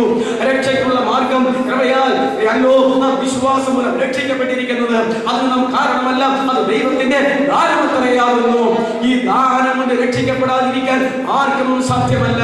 കണ്ണില്ലാത്തവനും കൈയില്ലാത്തവനും ശരീര സൗന്ദര്യമില്ലാത്തവനും ഉള്ളവനും എല്ലാവരും വിദ്യാഭ്യാസം ഉള്ളവനും ഇല്ലാത്തവനും എന്ന് വേണ്ട എന്താ പറയുന്നേ, ജാതിമത മാർഗവർണ്ണ വ്യത്യാസമില്ലാതെ എല്ലാവരും ഒരുപോലെ യഹൂദനെന്നില്ല യവനെന്നില്ല എല്ലാവർക്കും സുവിശേഷം രക്ഷയ്ക്കായി വ്യാപരിക്കുന്ന ദൈവശക്തി എത്രയേ എന്ന് പറഞ്ഞ പോലെ എത്രമാത്രം ദൈവസ്നേഹത്തോടു കൂടെയാണ് ആരും നശിച്ചു പോകാതെ എല്ലാവരും നിത്യജീവൻ പ്രാപിക്കേണ്ടതിന് തന്റെ പുത്രനെ നൽകുവാൻ തക്കവണ്ണം ഈ പാപികളെ സ്നേഹിച്ച ആ ദൈവത്തിന്റെ സ്നേഹം ഞാൻ ഒരിക്കലും ഇവിടെ പറഞ്ഞതാ. ഈ പിശാചുക്കളായി മാറിയിട്ട് ലൂസിഫറും കൂട്ടരും അവരെ ഈ ലോകത്തിൽ ഒന്ന് തകർത്ത് കളയാതെ നിലനിർത്തിയിരിക്കുന്നത്, പ്രവർത്തിക്കാൻ അനുവദിച്ചിരിക്കുന്നത് സൃഷ്ടാവായ ദൈവത്തിന്റെ സ്നേഹമാണ് എന്ന് നമ്മൾ അറിയേണ്ടതാണ്. എന്തിനു വേണ്ടി? അപ്പൊ നമുക്ക് തോന്നാം ആ സ്നേഹം വേണ്ടായിരുന്നല്ലോ. ഇവിടെ രക്ഷിക്കപ്പെടുന്ന ദൈവമക്കൾ പരിശോധനകളിൽ കൂടെ കടത്തിവിട്ട് ശുദ്ധീകരണം പ്രാപിപ്പാൻ പ്രവർത്തിക്കാനായിട്ട് എതിരായി പ്രവർത്തിക്കാൻ ഈ ഉടയതമ്പുരാൻ ഈ പിശാചുക്കളെ അനുവദിച്ചിട്ടാ ഇവൻ കണികൾ വയ്ക്കുന്നത്, ഇവൻ പരീക്ഷിക്കുന്നത്. അബ്രാഹാമിനെ പരിശോധിച്ചു, സാത്താൻ പരീക്ഷിച്ചു, ദൈവം പരിശോധിച്ചു. ഇയ്യോബിനെ സാത്താൻ പരീക്ഷിച്ചു, ദൈവം പരിശോധിച്ചു. സാത്താൻ ഒരു പരീക്ഷ നമ്മുടെ മുമ്പിൽ കൊണ്ടുവയ്ക്കുമ്പോൾ നാം ആ പരീക്ഷയ്ക്ക് വിധേയപ്പെടും. അത് ദൈവം അനുവദിച്ചിട്ടാ. അത് ദൈവത്തിന്റെ ഉദ്ദേശം എന്നാ, ഈ പരീക്ഷയിൽ ഇവർ ജയിക്കുമോ തോക്കുമോ എന്ന് ദൈവം പരിശോധിക്കുകയാ ചെയ്യുന്നത്. ആകയാൽ പരിശോധനയിൽ നാം ദയാളികളായി മാറണം, പരീക്ഷയിൽ തകർന്നു പോകുകയല്ല വേണ്ടത്. ആകയാൽ ഉദ്ദേശത്ത് നേരുള്ളവരും നിഷ്കളങ്കരും ദോഷം വിട്ട് അകലുന്നവരും ദൈവഭക്തനുമായ എന്ന് സാക്ഷ്യം കൊണ്ട് സർട്ടിഫിക്കറ്റ് ഏറ്റുവാങ്ങിയ യോബിനെയാണല്ലോ സാത്താൻ വെല്ലുവിളിച്ച് പരീക്ഷിച്ചത്. ദൈവം ഓരോ വേലികൾ അഴിച്ചു കൊടുത്തുകൊണ്ട് ദൈവം അനുവദിച്ച് അവന്റെ പ്രാണനൊഴികെ ബാക്കി മുഴുവൻ പരീക്ഷിക്കാനായിട്ട് വിട്ടുകൊടുത്തു. അവസാനം എന്താ പറഞ്ഞത്? പ്രിയമുള്ളവരെ, സാത്താൻ അവിടെ തോറ്റുപോയി, ഈ ദൈവം അവിടെ ജയിച്ചു, ഈ യോബും അവിടെ ജയിച്ചു എന്ന് നമ്മൾ മനസ്സിലാക്കേണ്ടതാണ്. എന്റെ ദേഹം ഇതുപോലെ നശിച്ചു പോയാൽ എന്താ യോബ് വിളിച്ചു പറഞ്ഞത്? ദേഹസഹിതനായി ഞാൻ എന്റെ പ്രാണപ്രിയനെ കാണും എന്നാ പറഞ്ഞത്. ദേഹരഹിതനായി കാണും എന്നുള്ളത് ശരിയാണെങ്കിലും ഈ ദേഹം പോയി ഞാൻ മരിച്ചാലും ദേഹസഹിതനായി ഞാൻ എന്റെ പ്രാണപ്രിയരെ ഇതാ ഒരിക്കൽ ഞാൻ കാണാനായിട്ട് പോകും. അതുകൊണ്ട് യഹോവ എടുത്തു, അവന്റെ നാമം മഹത്വപ്പെടുമാറാകട്ടെ. നഗ്നനായി ഞാൻ എന്റെ അമ്മയുടെ ഗർഭത്തിൽ നിന്ന് ഈ ലോകത്തിലേക്ക് വന്നു, നഗ്നനായി ഞാൻ കടന്നു പോകുമെന്ന് പറഞ്ഞു. ആകയാൽ ലാസർ ഈ ലോകത്തിൽ ദരിദ്രനായി, ഈ ലോകത്തിലെ ദരിദ്രനായിരുന്നു. ഒരിക്കലും അവൻ അങ്ങനെയുള്ളവരെ നാം വിധിക്കരുത്, ദരിദ്രന്മാരെ വിധിക്കരുത്. ഒരിക്കൽ പ്രവീണോട് ചോദിച്ചു, ഇവരിങ്ങനെ ജന്മനാ തന്നെ കണ്ണില്ലാത്തവനായി ജനിക്കാൻ കണ്ണേ ഇല്ല, പിന്നെ കാഴ്ച എങ്ങനെയാ? കാഴ്ചയില്ലാത്തതല്ല, കണ്ണുണ്ടായിട്ട് കാഴ്ചയില്ലാത്തതല്ല, കണ്ണെന്ന് പറയുന്ന അവയവമേ ഇല്ല. കണ്ണില്ലാത്തവനായി ജനിക്കാൻ ഇവനാണോ ഇവന്റെ മാതാപിതാക്കളാണോ പാപം ചെയ്തെന്ന് ചോദിച്ചപ്പോൾ ഇവനുമല്ല, ഇവന്റെ മാതാപിതാക്കളുമല്ല, ദൈവപ്രവൃത്തി ഇവങ്ങൾ വെളിപ്പെടാനായിട്ടാണ്. അപ്പോ ദൈവപ്രവൃത്തി വെളിപ്പെടാനായിട്ട് ഇങ്ങനെയുള്ളതായിരിക്കുന്ന അംഗവൈകല്യമുള്ളവരെ ഉടയതമ്പുരാൻ അവന്റെ രൂപത്തിലും ഛായയിലും ഇവിടെ സൃഷ്ടിക്കപ്പെട്ടു എങ്കിൽ അവന് ദൈവപ്രവൃത്തി വെളിപ്പെടുമ്പോൾ അത് മാറ്റപ്പെട്ടു പോകും. ഇനി ദൈവപ്രവൃത്തി ഇവിടെ വെച്ച് വെളിപ്പെടാതെ അവൻ രക്ഷിക്കപ്പെടുകയും അങ്ങനെ മരിച്ചു പോവുകയും ചെയ്താൽ ഒരു തേജസ്സിന്റെ പുനരുത്ഥാനം വന്നു കഴിയുമ്പോൾ അവിടെ വെച്ച് സർവാംഗ സുന്ദരനായി ഇവരെല്ലാം കടന്നു വരുമെന്ന് നമ്മൾ അറിയേണ്ടതാണ്.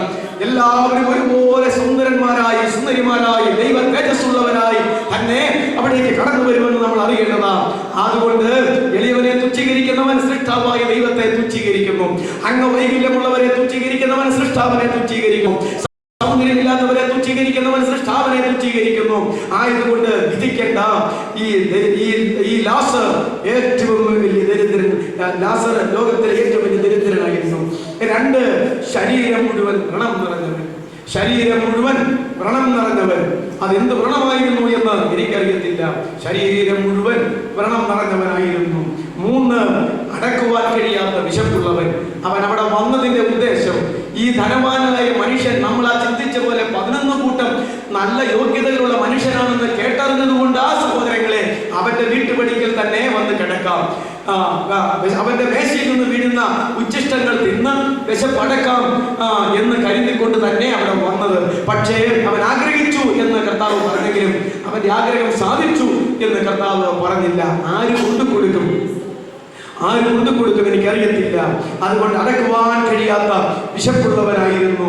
അടുത്തത്, ധനവാന്റെ മേശയിലെ ഉച്ഛിഷ്ടത്തിന് വേണ്ടി അവന്റെ പടിപ്പുരയ്ക്കൽ കിടന്നവനാ. ഒരിക്കൽ ഒരു പ്രാസംഗികൻ ഇപ്രകാരം വിളിച്ചു പറഞ്ഞു, ഈ ധനവാൻ പർദീസായിൽ പോകാനുള്ള യോഗ്യത ക്രെഡിറ്റ് എന്താണെന്നറിയാവോ? അവൻ കിടന്നത് ആ ദേശത്തിലെ ഏറ്റവും വലിയ മാന്യനായ ധനവാന്റെ പടിക്കലായിരുന്നു. അതാണ് അവന്റെ ക്രെഡിറ്റ്. അപ്പോ ധനവാൻ പാതാളത്തിൽ പോകാൻ ഇടയായതുകൊണ്ടാണ് അവന്റെ പടിക്കൽ ലാസർ എന്ന് പറയുന്ന ആ ദേശത്തിലെ ഏറ്റവും ദരിദ്രനായ മനുഷ്യൻ കിടന്നത് കൊണ്ട് ഇവൻ അവിടെ പോകേണ്ടി വന്നത് എന്നാ പറഞ്ഞത്. ആശയം നിങ്ങൾക്ക് മനസ്സിലായി. ചിന്തിക്കുന്നവർക്ക് അതിന്റെ ആശയങ്ങൾ ഇതാ പ്രാസംഗികന്റെ ഭാഷയിൽ ഞാൻ പറഞ്ഞത് മാത്രമേ ഉള്ളൂ. അവന്റെ പടിപ്പുരയ്ക്കൽ കിടന്നവൻ. 5, നായ്ക്കളാൽ ശുശ്രൂഷയേറ്റവൻ. തെണ്ടി പട്ടികളാൽ, പച്ചമലയാളത്തിൽ തെണ്ടി നടക്കുന്ന നായ്ക്കളാൽ, ഈ തെരുവ് നായ്ക്കൾ, അതാണ് അതിന്റെ ശരിയായ ഭാഷ.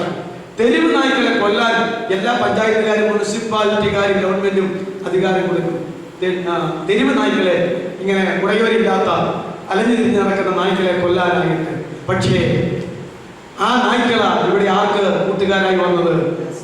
ലാസറിന് കൂട്ടുകാരായിട്ട് വന്നത്. നായ്ക്കളാൽ ശുശ്രൂഷയേറ്റവൻ. മരിച്ചെങ്കിലും ശവസംസ്കാരം ലഭിക്കാത്തവൻ. മരിച്ചെങ്കിലും ശവസംസ്കാരം ലഭിക്കാത്തവൻ. അത് ഈ ലാസർ മാത്രമല്ല കേട്ടോ. പുതിയ നിയമത്തിൽ 12 അപ്പോസ്തലന്മാരിൽ യോഹന്നാൻ അപ്പോസ്തലൻ മാത്രം സ്വാഭാവിക മരണം പ്രാപിച്ചു. ശവടക്കം നടന്നൊന്നും എനിക്ക് അറിയത്തില്ല. ബാക്കി ആർക്കും സ്വാഭാവിക മരണം കിട്ടിയിട്ടില്ല. 1, 2, 3 നൂറ്റാണ്ടിൽ ഉണ്ടായിരുന്ന ബഹുഭൂരിപക്ഷം വരുന്ന ദൈവമക്കള്, ആയിരക്കണക്കിന് ദൈവമക്കള് ഒറ്റ പ്രസംഗത്തിൽ തന്നെ 120 പ്ലസ് 3000, 3120. പിന്നെ തന്നെ അപ്പോസ്തല പ്രവൃത്തിയിൽ തൊട്ടടുത്ത് വായിക്കുന്നു പുരുഷന്മാരുടെ എണ്ണം തന്നെ ഇപ്പോൾ 5000 ആയെന്ന്. അപ്പോൾ ആയിരങ്ങൾ ചേർന്ന് വന്ന് ഇരുന്ന ആ 1, 2, 3 നൂറ്റാണ്ടുകളിൽ ലക്ഷങ്ങൾ എന്ത് ചെയ്തു? അതുങ്ങളെയൊക്കെ തകർത്ത് നശിപ്പിച്ച് കൊന്നുമുടിച്ച് കളഞ്ഞു. അതുങ്ങൾക്കൊന്നും ഒരു ശവസംസ്കാരം കിട്ടിയില്ല. റോമൻ ചക്രവർത്തി നീറോ കൈസറുടെ തെരുവുകളിൽ സ്ട്രീറ്റ് ലൈറ്റ് ആയിട്ട് ഇന്നത്തെ കിടക്ക് കറണ്ട് ഉണ്ടായിരുന്നില്ല. ഈ ദൈവമക്കളെ പോസ്റ്റിൽ നാട്ടി മണ്ണെണ്ണയോ പെട്രോളോ അന്ന് എന്നായിരുന്നു എനിക്കറിയത്തില്ല. അത് ഒഴിച്ച് കത്തിച്ച് രാത്രിയിൽ ദേശത്തിന് വെട്ടം കിട്ടാനായിട്ട് കൽപ്പന ഇറക്കി.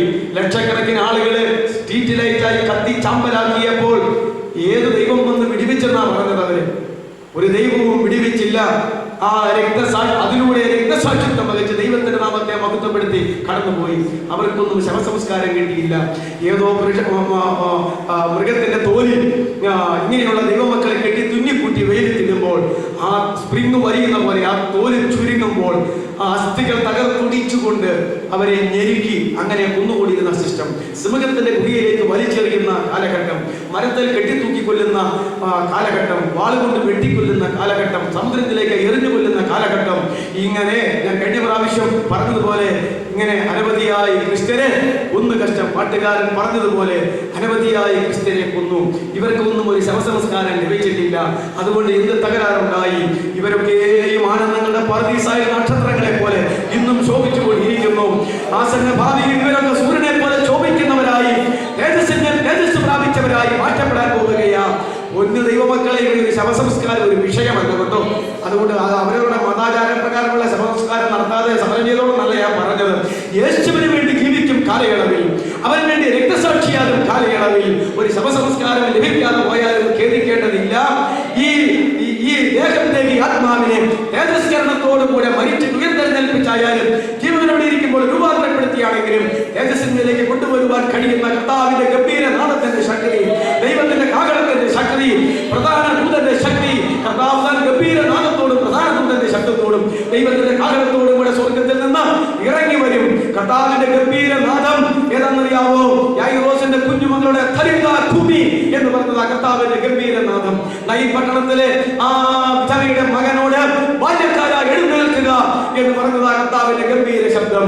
അതേ ലാസറിന്റെ കല്ലറകളിൽ നിന്നുകൊണ്ട് ലാസറെ പുറത്തു വരിക എന്ന് അട്ടഹസിച്ചത് അത് ഒരൊറ്റ വ്യക്തിയെ ഉദ്ദേശിച്ചുകൊണ്ട് പറഞ്ഞതുകൊണ്ട് അതാദ്യ വ്യക്തി എഴുന്നേറ്റിട്ടുള്ളൂ. എന്നാൽ കർത്താവ് മധ്യാകാശത്തിൽ വരുമ്പോൾ എന്നിൽ പ്രിയം വെച്ച് കടന്നു പോയിരിക്കുന്ന വിശുദ്ധന്മാരെ ഉയർത്തുക എന്നൊരൊറ്റ അട്ടഹാസത്തിൽ കല്ലറകൾ തുറക്കുകയും എല്ലാം തകർന്ന് തരിപ്പണമാക്കിക്കൊണ്ട് വിശുദ്ധന്മാരുടെ കോടാനുകോടി എണ്ണങ്ങൾ കല്ലറകളെ ഭേദിച്ചുകൊണ്ട് അക്ഷയരംഗത്തെഴുന്നേറ്റ് വരികയും അന്ന് ജീവിച്ചിരിക്കുന്ന വിശുദ്ധന്മാർ അവരും രൂപാന്തരപ്പെടുകയും ചെയ്യും. അതിനുവേണ്ടി കർത്താവിന്റെ ഗംഭീരനാഥം മുഴങ്ങുന്നു. മീഖായേലിന്റെ ശബ്ദം എന്തിനാണെന്നറിയാവോ? ഈ വിശുദ്ധന്മാർ ഉയർത്തെഴുന്നേറ്റും ജീവനോടിരിക്കുന്നവരെ രൂപാന്തരപ്പെട്ടും പരിശുദ്ധാത്മാവിന്റെ ആ ലീഡർഷിപ്പിൽ ഇവർ ഈ ഭൂമി വിട്ട് സ്വർഗത്തിലേക്ക് പൊങ്ങുമ്പോൾ പ്രിയമുള്ളവരെ അന്ധകാര ശക്തികൾ ലൂസിഫറും കൂട്ടരും മധ്യാകാശത്ത് വെച്ച് അവരും ഇവരുമായി വലിയ പൊരിഞ്ഞ യുദ്ധം നടക്കാൻ പോവുകയാ. അപ്പോൾ അന്ധകാര ശക്തികളോട് പടവെട്ടിക്കൊണ്ടിരിക്കുന്ന മീഖായേൽ തന്റെ ദൂതന്മാരുമായി സ്വന്തോട്ടിന് കടന്നു വന്നിരിക്കുകയാ. സാത്താന്യ സൈന്യം ഇങ്ങോട്ട് പടവെട്ടുമ്പോൾ ലൂസിഫറും സൈന്യവും മീഖായേലും സൈന്യവും അങ്ങോട്ട് പടവെട്ടുകയാണ്. നിങ്ങൾക്കറിയാമോ, 21 ദിവസത്തെ പ്രാർത്ഥനയ്ക്ക് വേണ്ടി ഉപവാസത്തിന് വേണ്ടി ദാനിയേൽ ബാബിലോണിൽ പ്രാർത്ഥിക്കാൻ തുടങ്ങിയപ്പോൾ പ്രാർത്ഥനയുടെ ആദ്യ ദിവസം തന്നെ ദാനിയേലിന്റെ പ്രാർത്ഥന സ്വർഗത്തിലെത്തുകയും അവിടെ നിന്നും മറുപടി ഒരു ദൂതൻ കൈവശം കൊടുത്തുവിടുകയും ചെയ്തതാ. എന്നാൽ പാർസി രാജ്യത്തിന്റെ പ്രഭു എന്ന് പറയുന്ന പാർസി ദേശത്തിന്മേൽ വാണരുന്ന ആ അന്ധകാര ശക്തി 21 ദിവസം ഗബ്രിയേലിനെ അന്തരീക്ഷത്തിൽ തടഞ്ഞു വെച്ചുവെന്ന് ദാനിയേൽ പ്രവചനത്തിൽ കാണുന്നു. ഗബ്രിയേൽ വാർത്തയെ മൂടി കൊടുക്കുന്നവനാ. അവന് ഡിഫൻസ് പ്രതിരോധ ഡിപ്പാർട്ട്മെന്റ് അവനില്ല. 21 ദിവസം തടഞ്ഞു വെച്ചപ്പോൾ അവൻ ഗബ്രിയേലിനെ വിളിച്ചു. എനിക്ക് കടന്നു പോകാൻ നിവൃത്തിയില്ല. അല്ല, മീഖായേലിനെ വിളിച്ചു. മീഖായേൽ കടന്നു വന്നിട്ട് പാർസി പ്രഭുവിനെ മാറ്റി നിർത്തിയിട്ട് അവിടെ നിന്നുകൊണ്ട് അവനെ ഒതുക്കി നിർത്തി ഗബ്രിയേലിനെ ദാനിയേലിന്റെ അടുക്കിലേക്ക് വിട്ടു. ദാനിയേൽ വന്നപ്പോഴാ പറഞ്ഞത്, നിന്റെ ഉപവാസത്തിന്റെ ആരംഭത്തിൽ പ്രാർത്ഥനയുടെ ആരംഭത്തിൽ തന്നെ മറുപടി വന്നതാ. ഞാൻ അവിടെ നിന്ന് പോകുന്നതാ. പക്ഷെ 21 ദിവസം ഈ പാർസി രാജ്യത്തിന്റെ ഈ പേർഷ്യയുടെ അന്ധകാര അധിപതിയായിരിക്കുന്ന അവൻ എന്നെ തടഞ്ഞു വെച്ചു. സഹായത്തിന് മീഖായേൽ വന്നു. അവൻ അവിടെ നിൽക്കുകയാ. അവനെ തടഞ്ഞുകൊണ്ട് നിന്നോട് അറിയിക്കേണ്ട കാര്യം ഇതാ, കേട്ടുകൊള്ളുക, ഞാൻ വേഗം പോകട്ടെ, ഇനി എന്നെയും കൊണ്ട് അവൻ അങ്ങോട്ട് പോകത്തുള്ളൂ എന്ന് പറഞ്ഞിട്ടില്ലേ? അതുകൊണ്ട് പ്രിയമുള്ളവരെ, യേശുവിന്റെ സ്വർഗ്ഗാരോഹണം പറയാൻ ഈ ശക്തികൾ തുടങ്ങിയതാ. പക്ഷേ ഇനിയും അത് സംഭവിക്കാൻ പോവുകയാ. അതുകൊണ്ടാണ് മീഖായേലിന്റെ ശബ്ദം പുറപ്പെടുന്നത്. ദൈവത്തിന്റെ കാഹളം പഴയ നിയമം വായിക്കുമ്പോൾ, സമാഗമന കൂടാരത്തിലുള്ളതായിരിക്കുന്ന ബന്ധത്തിൽ നാം വായിക്കുമ്പോൾ, അതേ ഇസ്രായേൽ പാളയത്തിൽ നിന്ന് പുറപ്പെടണമെങ്കിൽ കാഹളം ധരിക്കണമായിരുന്നു. മറ്റൊരു തരത്തിൽ കാഹളം ധരിക്കുമ്പോൾ അവർ തിരിച്ച് പാളയത്തിനകത്ത് വരണമായിരുന്നു. പാളയത്തിന് പുറത്തു പോകാനും പാളയത്തിനകത്ത് വരാനും ദൈവത്തിന്റെ കാഹളം ധരിപ്പിക്കുന്ന സിസ്റ്റം ഇസ്രായേൽക്കാർക്ക് അറിയാമായിരുന്നു. ദൈവത്തിന്റെ കാഹളം ധരിക്കുമ്പോൾ ഭൂമി വിട്ട് ദൈവമക്കൾ മുഴുവൻ ഇവിടെ നിന്ന് സ്വർഗത്തിലേക്ക് മാറ്റപ്പെടാൻ പോവുകയാ. ഇത് ഇടാനുള്ള കാഹളം, സ്വർഗത്തിലേക്ക് ചെല്ലാനുള്ള കാഹളം അത് ഒരുക്കുക തന്നെ ചെയ്യും. ഇത് മൂന്നും കൂടെ ഒരുമിച്ച് കൂട്ടിയടിക്കുമ്പോൾ ഈ ഭൂലോകം കിടുങ്ങാൻ പോവുകയാണ്. ഇവിടുത്തെ പാവികൾ കിടുങ്ങാൻ പോവുകയാണ്. എന്തോ സംഭവിച്ചു, എന്താണെന്ന് നമുക്ക് അറിയത്തില്ല. അപ്പോൾ അന്ന് രണ്ടുപേർ കിടക്കയിലായിരിക്കും. ഒരാൾ എടുക്കപ്പെടും, ഒരാൾ വിടപ്പെടും. അന്ന് രണ്ടുപേര് പാടത്ത് പണിയെടുത്തുകൊണ്ടിരിക്കും. ഒരാൾ വിടപ്പെടും, ഒരാൾ എടുക്കപ്പെടും. അന്ന് രണ്ടുപേര് തിരികല്ലിൽ പൊടിച്ചുകൊണ്ടിരിക്കും. ഒരുത്തി എടുക്കപ്പെടും, ഒരുത്തി വിടപ്പെടുമെന്ന് പറഞ്ഞിരിക്കുന്നു. പ്രിയമുള്ളവരെ, എടുക്കപ്പെടുന്നവരും വിടപ്പെടുന്നവരും വചനത്തിൽ പകുതിക്ക് പകുതി പോക്ക എന്നാണ് കാണുന്നത്. അതുകൊണ്ട് ഇന്ന് രാത്രികാലം പകുതിക്ക് പകുതി പോക്കും പകുതിക്ക് പകുതി സ്വർഗീയ അനുഭവത്തിലേക്ക് പോകുമ്പോൾ ഏത് കൂട്ടത്തിൽ പെടാനാ, നമ്മുടെ നിത്യത എങ്ങനെ ചെലവഴിക്കാനാ എന്നുള്ളത് ശാന്തമായി നമ്മൾ ചിന്തിക്കണം. ഈ ധനവാനെ പോലെ ഈ ലോകത്തിൽ ജീവിച്ചിട്ട് പാതാളത്തിലേക്ക് പോകാനായിട്ടുള്ള നിത്യതയിലേക്കാണോ നാം വെമ്പൽ കൊണ്ടിരിക്കുന്നത്? എന്നാൽ പകുതിക്ക് പകുതി പോക്ക് എന്ന് നാം മനസ്സിലാക്കണം. 10 കന്യകമാർ അർദ്ധരാത്രിക്ക് മണവാളം വന്നു. 5 പേരകത്ത് 5 പേര് പുറത്ത്. അവിടെയും പകുതി പോയി. അതുകൊണ്ട് പോകുന്ന പകുതിയിലല്ല, എടുക്കപ്പെടുന്ന പകുതിയിലാകുവാൻ ഇന്ന് രാത്രികാലം ഒരു മാനസികമായ പരിവർത്തനത്തോടെ, ഒരു ഹൃദയാത്മകമായ പരിവർത്തനത്തോടെ നാം ആയിത്തീരുന്നില്ലെങ്കിൽ ലാസറിന്റെ ധനവാന്റെ ചരിത്രം ബുദ്ധിയിൽ ഞാനും നിങ്ങളും പഠിച്ചതുകൊണ്ട് പ്രയോജനമില്ല, അറിഞ്ഞതുകൊണ്ട് പ്രയോജനമില്ല. എന്നാൽ ഈ അറിവ് ഹൃദയത്തിലേക്ക് ഇറങ്ങുകയും അത് കർത്താവിന്റെ വചനമാകുന്നു എന്ന് ഏറ്റെടുത്തുകൊണ്ട് ഇതുപോലെ ലാസറിനെ പോലെ നിത്യത പ്രാപിപ്പാനായിട്ടുള്ള ഒരു മാനസാന്തരത്തിന്റെ ജീവിതം നയിപ്പാൻ നമ്മെ തന്നെ ഏൽപ്പിച്ചു കൊടുക്കുകയും ചെയ്യുമെങ്കിൽ നാം എല്ലാവരും ഭാഗ്യവാന്മാരാകുന്നു എന്ന് മനസ്സിലാക്കേണ്ടതാണ്. അറിഞ്ഞില്ല, കണ്ടില്ല, കേട്ടില്ല എന്ന് എനിക്ക് പറയാൻ കഴിയത്തില്ല. പ്രിയമുള്ളവരെ, അധികം കിട്ടിയവനോട് അധികം ദൈവം ചോദിക്കും. നിങ്ങൾക്കും പറയാനായിട്ട് പറ്റത്തില്ല. നിങ്ങൾക്കറിയാമോ, അതേ ഈ ന്യായവിധിയിൽ ഏതെങ്കിലും ഒരു മനുഷ്യൻ ഞാൻ ഈ ലോക ജീവിതത്തിൽ കണ്ടില്ല, കേട്ടില്ല, അറിഞ്ഞില്ല, പിള്ളേരുമാണല്ലോ ഇവന്റെ കൂടെ ഉള്ളൂ, ലോകത്തിൽ വലിയ മിടുക്കന്മാരും കേമന്മാരും ഇല്ലല്ലോ, വല്ലതും കാണിക്കട്ടെ എന്ന് പറഞ്ഞ് അങ്ങോട്ട് പോയി. ആകയാൽ നമുക്കറിയാം പ്രിയമുള്ളവരെ, പണിയിൽ നിന്ന് തുലാങ്ങളും ഉത്തരങ്ങളും അന്ന് ശബ്ദിക്കുമെന്ന് പ്രവാചകൻ വിളിച്ചു പറയുകയാണ്. സങ്കീർത്തനം 50:4 ആണല്ലോ, അവൻ തന്റെ ദിനത്തെ ന്യായം വിധിക്കേണ്ടതിന് മേലിൽ നിന്ന് ആകാശത്തെയും താഴെ നിന്ന് ഭൂമിയെയും വിളിക്കുന്നു. ഏത് മനുഷ്യനെ ന്യായം വിധിച്ചാലും സാക്ഷികളായി പ്രപഞ്ചത്തെ ദൈവം വിളിച്ചു കൊണ്ടുവന്നിരിക്കും. എന്തിനാണെന്ന് അറിയാമോ പ്രിയമുള്ളവരെ? നിങ്ങൾ ആരെങ്കിലും മറുതലിച്ചാൽ എന്റെ ശബ്ദം നിങ്ങൾക്കെതിരെ എന്ന് വിളിച്ചു വരുത്തും. ഞാൻ മറുതലിച്ചാൽ എന്റെ തന്നെ ശബ്ദം എന്നോട് തന്നെ സംസാരിപ്പാൻ ദൈവം വിളിച്ചു വരുത്തും. നിങ്ങൾക്കറിയാമോ, ശാസ്ത്രം ഇപ്രകാരം മുന്നോട്ട് പോകുന്നുവെങ്കിൽ 2000 കൊല്ലങ്ങൾക്ക് മുമ്പ് 3.5 വർഷക്കാലം പാലസ്തീനിൽ നമ്മുടെ കർത്താവ് പ്രസംഗിച്ച പ്രസംഗം മുഴുവൻ ഇനി ടേപ്പിലൂടെ അല്ല, ഈ ഉപകരണത്തിലൂടെ ഇനി നമുക്ക് കേൾക്കാനായിട്ട് കഴിയും. അങ്ങനെയുള്ളതെല്ലാം പിടിച്ചെടുക്കാനായിട്ട് വെമ്പൽ കൊണ്ടിരിക്കുകയാണ്. കഴിഞ്ഞ കാലങ്ങളിൽ ഞാൻ സുവിശേഷ പ്രസംഗം നടത്തിക്കൊണ്ടിരുന്ന കാലഘട്ടങ്ങളിൽ ടേപ്പിൽ പിടിക്കുമായിരുന്നു. അന്നത്തെ ടേപ്പ് എന്ന് പറയുന്നത് വേറൊരു തരമായിരുന്നു. ടേപ്പിൽ പിടിക്കുമായിരുന്നു. അത് കൊണ്ടിട്ട് കേൾക്കുമ്പോൾ എന്റെ തന്നെ ശബ്ദം പക്ഷെ കാണാൻ മേല. ഇപ്പോൾ കാണാനും കേൾക്കാവുന്നതുമുള്ള തരത്തിൽ ഉള്ള ആധുനിക സംവിധാനങ്ങൾ എല്ലാം ഉണ്ട്. അതുകൊണ്ട് ഈ പ്രപഞ്ചം ദൈവത്തിന്റെ വലിയ ഫോട്ടോ എന്താ പറയുന്നത് സ്റ്റുഡിയോ ആണ്, വലിയ ക്യാമറ ആണ്, വലിയ കമ്പ്യൂട്ടർ ആണ്, വലിയ TV ആണ്. ഇതൊക്കെ നിങ്ങൾ മനസ്സിലാക്കേണ്ടതാണ്. എന്തെല്ലാം കാര്യങ്ങൾ കാണാനായിട്ട് കഴിയും.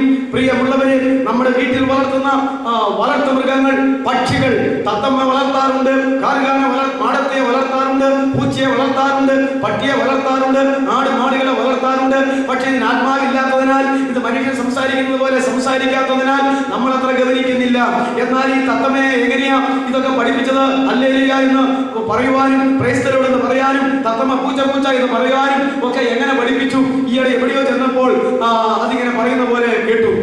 പ്രിയമുള്ളവരെ, അത് മനുഷ്യൻ പഠിപ്പിച്ചതല്ലേ? എന്നാൽ ന്യായവിധിയിൽ ഈ വളർത്തു മൃഗങ്ങൾക്ക് ജീവൻ കൊടുത്തുകൊണ്ട് നമ്മൾ മുഴങ്ങിക്കേണ്ട ശബ്ദങ്ങൾ മുഴുവൻ മനുഷ്യൻ പറയുന്ന ഏത് നിസ്സാരവാക്യവും ന്യായവിധിയിൽ കണക്ക് കൊടുക്കേണ്ടി വരും എന്ന് കർത്താവിന്റെ വചനം നിറവേറത്തക്കവണ്ണം ഭയങ്കരമായ ഒരു ന്യായവിധിയുണ്ട്. അത് നമ്മൾ ആദ്യം ചിന്തിച്ചു. ഒരിക്കൽ മരണം, മറ്റൊരിക്കൽ ന്യായവിധി, ഒരിക്കൽ ജനനം, ഒരിക്കൽ മരണം, മറ്റൊരിക്കൽ ന്യായവിധി എന്ന് നമ്മൾ ചിന്തിച്ചിട്ടുണ്ട്.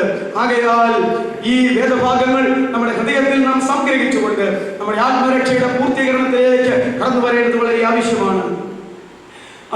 മരിച്ചെങ്കിലും ശവസംസ്കാരം ലഭിക്കാത്തവൻ.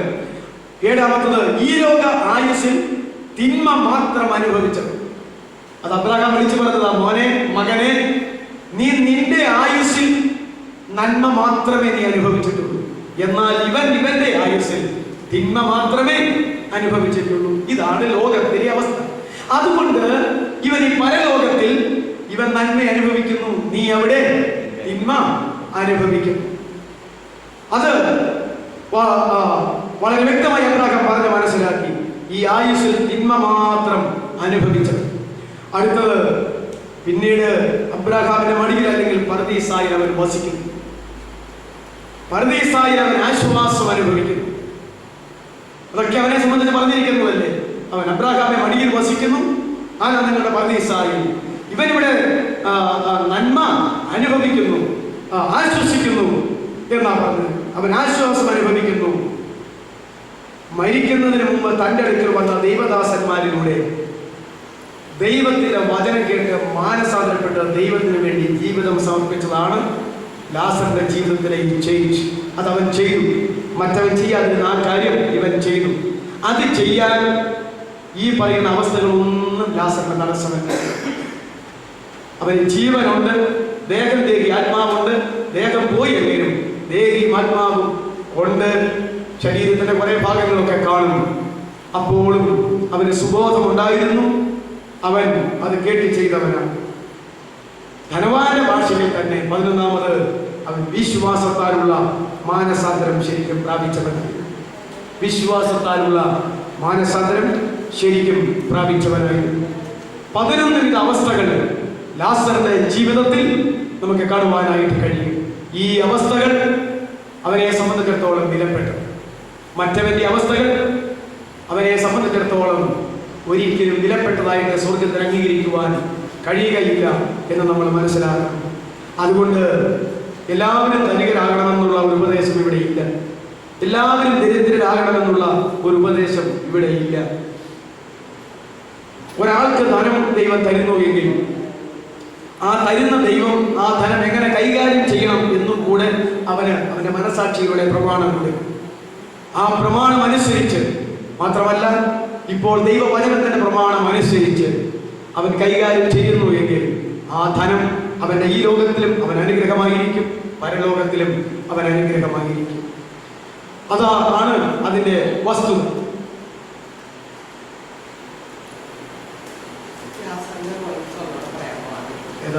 ലാസറിന്റെ 1, ലാസർ ലോകത്തിൽ ദരിദ്രൻ. 2, ശരീരത്തിൽ മുഴുവൻ വ്രണം നിറഞ്ഞത്. 3, അടക്കുവാൻ കഴിയാത്ത വിശപ്പുള്ളത്. 4, ധനവാന്റെ മേശയിലെ ഉച്ഛിഷ്ടത്തിന് വേണ്ടി അവന്റെ പടിപ്പുരയ്ക്കൽ കാത്തുകിടന്നു. തെരുവ് നായ്ക്കളാൽ ശുശ്രൂഷയേറ്റവൻ. മരിച്ചെങ്കിലും ശവസംസ്കാരം ലഭിക്കാത്തവൻ. ഈ ലോക ആയുസ്സിൽ ലോകത്തിന്റെ മുമ്പിൽ തിന്മ മാത്രം അനുഭവിച്ചത്. 7, 8 മരണശേഷം അബ്രാഹാമിന്റെ മടിയിൽ പർദീസായിൽ വസിക്കുന്നവൻ. പർദീസായിൽ നിത്യമായ ആശ്വാസം അനുഭവിക്കുന്നു.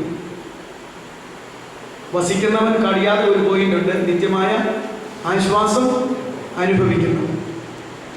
ഇവൻ ആശ്വാസമില്ലാതെ വേദനയിലായിരിക്കുമ്പോൾ അവൻ അബ്രാഹാമിന്റെ മടിയിൽ നന്മ അനുഭവിക്കുന്നു എന്ന് മാത്രമല്ല, അവൻ ഇവിടെ ആശ്വസിക്കുന്നു എന്നുകൂടെ കർത്താവ് പറഞ്ഞിട്ടുണ്ട്. പർദീസായിൽ നിത്യമായ ആശ്വാസം അനുഭവിക്കുന്നവൻ. ഇനി അവൻ പർദീസായിൽ നിന്ന് സ്വർഗത്തിലേക്ക് മാറുമ്പോൾ ഈ ആശ്വാസം 10 മടങ്ങ് വർദ്ധിച്ച് നിത്യമായ ആശ്വാസത്തിലേക്ക് മാറുകയാണ്.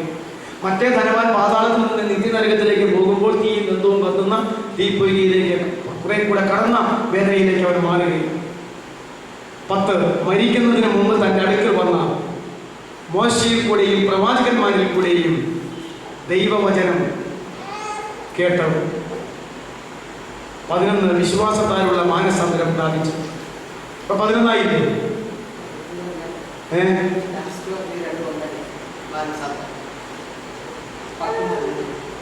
മരിക്കുന്നതിന് മുമ്പ് തൻ്റെ അടുക്കൽ വന്ന ദൈവദാസന്മാരെ സ്വീകരിച്ച് അവരുടെ വചനം കേട്ടുകൊണ്ടിരുന്നവർ. ഒരിക്കൽ മാത്രമല്ല, ധനവാന്റെ വീട്ടിൽ വരുമ്പോൾ ഇവനെ സന്ദർശിക്കുമായിരുന്നല്ലോ. ഒരിക്കൽ ഇവൻ മാനസാന്തരപ്പെട്ടു, പക്ഷെ നിത്യമായി അവന് വചനം കേട്ടുകൊണ്ടിരുന്നവർ. ധനവാൻ തന്നെ പറഞ്ഞ റിയൽ കാരണം വിശ്വാസത്താലുള്ള മാനസാന്തരം അവന്റെ ജീവിതത്തിന്റെ അനുഭവമാക്കി മാറ്റി. അപ്പൊ 11 ആയില്ലേ? ഇനി നമ്മൾ ചിന്തിച്ച കാര്യങ്ങൾ തന്നെയാണ്. എൻ്റെ വാച്ചിൽ 7 മിനിറ്റ് ഉണ്ട് 8:30. ശരിയാണോ? അപ്പോൾ അതുകൊണ്ട് പറയാനുള്ളത് 8:30 തന്നെ നിർത്താം. നമ്മൾ നേരത്തെ ചിന്തിച്ചതാ ധനം, ഈ ധനവാന്റെ തകരാറുകൾ. ആ ധനവാന്റെ തകരാറുകൾ ധനം വസ്ത്രധാരണത്തിനും ആഡംബരത്തിനും സുഖജീവിതത്തിനും വിനിയോഗിച്ചു കൊണ്ടിരുന്നു. ധനം മറ്റാർക്കും ചോദിക്കാൻ വരെ തൻ്റെ വകയാണെങ്കിലും ആ ധനം അവന് കൊടുത്തത് അവൻ ഇങ്ങനെ കൈകാര്യം ചെയ്യാനല്ല, ദൈവഹിതപ്രകാരം കൈകാര്യം ചെയ്യാനാണ്. അവൻ്റെ തെറ്റെന്ന് പറയുന്നത് അവൻ്റെ ധനത്തിൽ നല്ല ഒരു പങ്ക് വസ്ത്രധാരണത്തിനും ആഡംബരത്തിനും സുഖജീവിതത്തിനും വേണ്ടി വിനിയോഗിച്ചു കൊണ്ടിരുന്നു. അതാണല്ലോ ധൂമ്രവസ്ത്രവും പട്ടും ധരിച്ച് നിത്യേന ആഡംബരത്തോടെ സുഖിച്ചുകൊണ്ടിരുന്നു എന്നവനെ കുറിച്ച് കർത്താവ് പറഞ്ഞു. അത്രത്തോളം വേണ്ടായിരുന്നു, അത് ദൈവത്തിന് ഇഷ്ടമായിരുന്നു. 2, ധനം ഭക്ഷണമേശയ്ക്കായി അതുപോലെ വിനിയോഗിച്ചു കൊണ്ടിരുന്നു.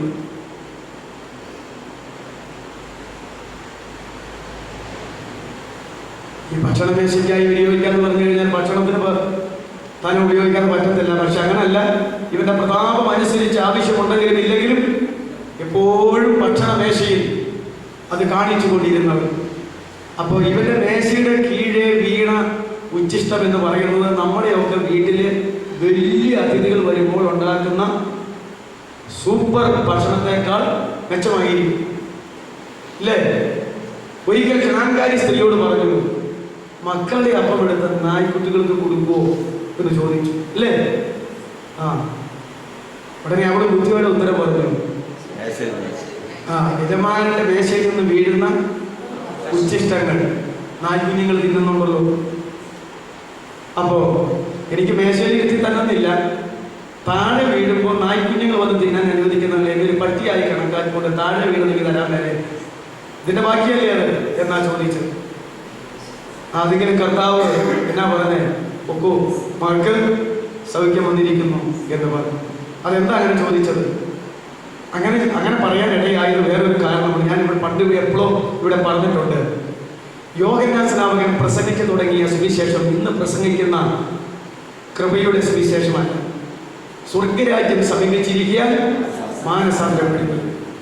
അതിനുശേഷം കർത്താവ് പ്രസംഗിച്ചു തുടങ്ങിയ സുവിശേഷം ഇന്നത്തെ സുവിശേഷമല്ല, ദൈവരാജ്യത്തിന്റെ സുവിശേഷമാണ്. 12 അപ്പോസ്തലന്മാരെ കൊണ്ട് ആദ്യം പ്രസംഗിപ്പിച്ചതും ഈ സ്വർഗരാജ്യത്തിന്റെ സുവിശേഷമാണ്. പിന്നെ 70 സുവിശേഷകരെ കൊണ്ട് പ്രസംഗിപ്പിച്ചതും ഈ ദൈവരാജ്യത്തിന്റെ സുവിശേഷമാണ്. ആ ദൈവരാജ്യത്തിന്റെ സുവിശേഷം എന്ന് പറഞ്ഞാൽ ഇതാ ദൈവപുത്രൻ രാജാവായി ലോകത്തിൽ വന്നിരിക്കുന്നു. യേശു യഹൂദന്മാരുടെ രാജാവായി പിറന്നവൻ, അതല്ലേ? വിദ്വാന്മാരെ ചെന്ന് ചോദിച്ചിട്ട് കൊട്ടാരത്തിൽ ചെന്ന് ചോദിച്ചെങ്കിൽ യഹൂദന്മാരുടെ രാജാവായി പിറന്നവൻ എവിടെ? ഞങ്ങൾ അവന്റെ അത്ഭുത നക്ഷത്രം കിഴക്ക് കണ്ടിട്ട് നക്ഷത്രം കണ്ടിക്കൊണ്ട് വന്നതാ. അപ്പോ യഹൂദന്മാരുടെ രാജാവാണ് യേശു.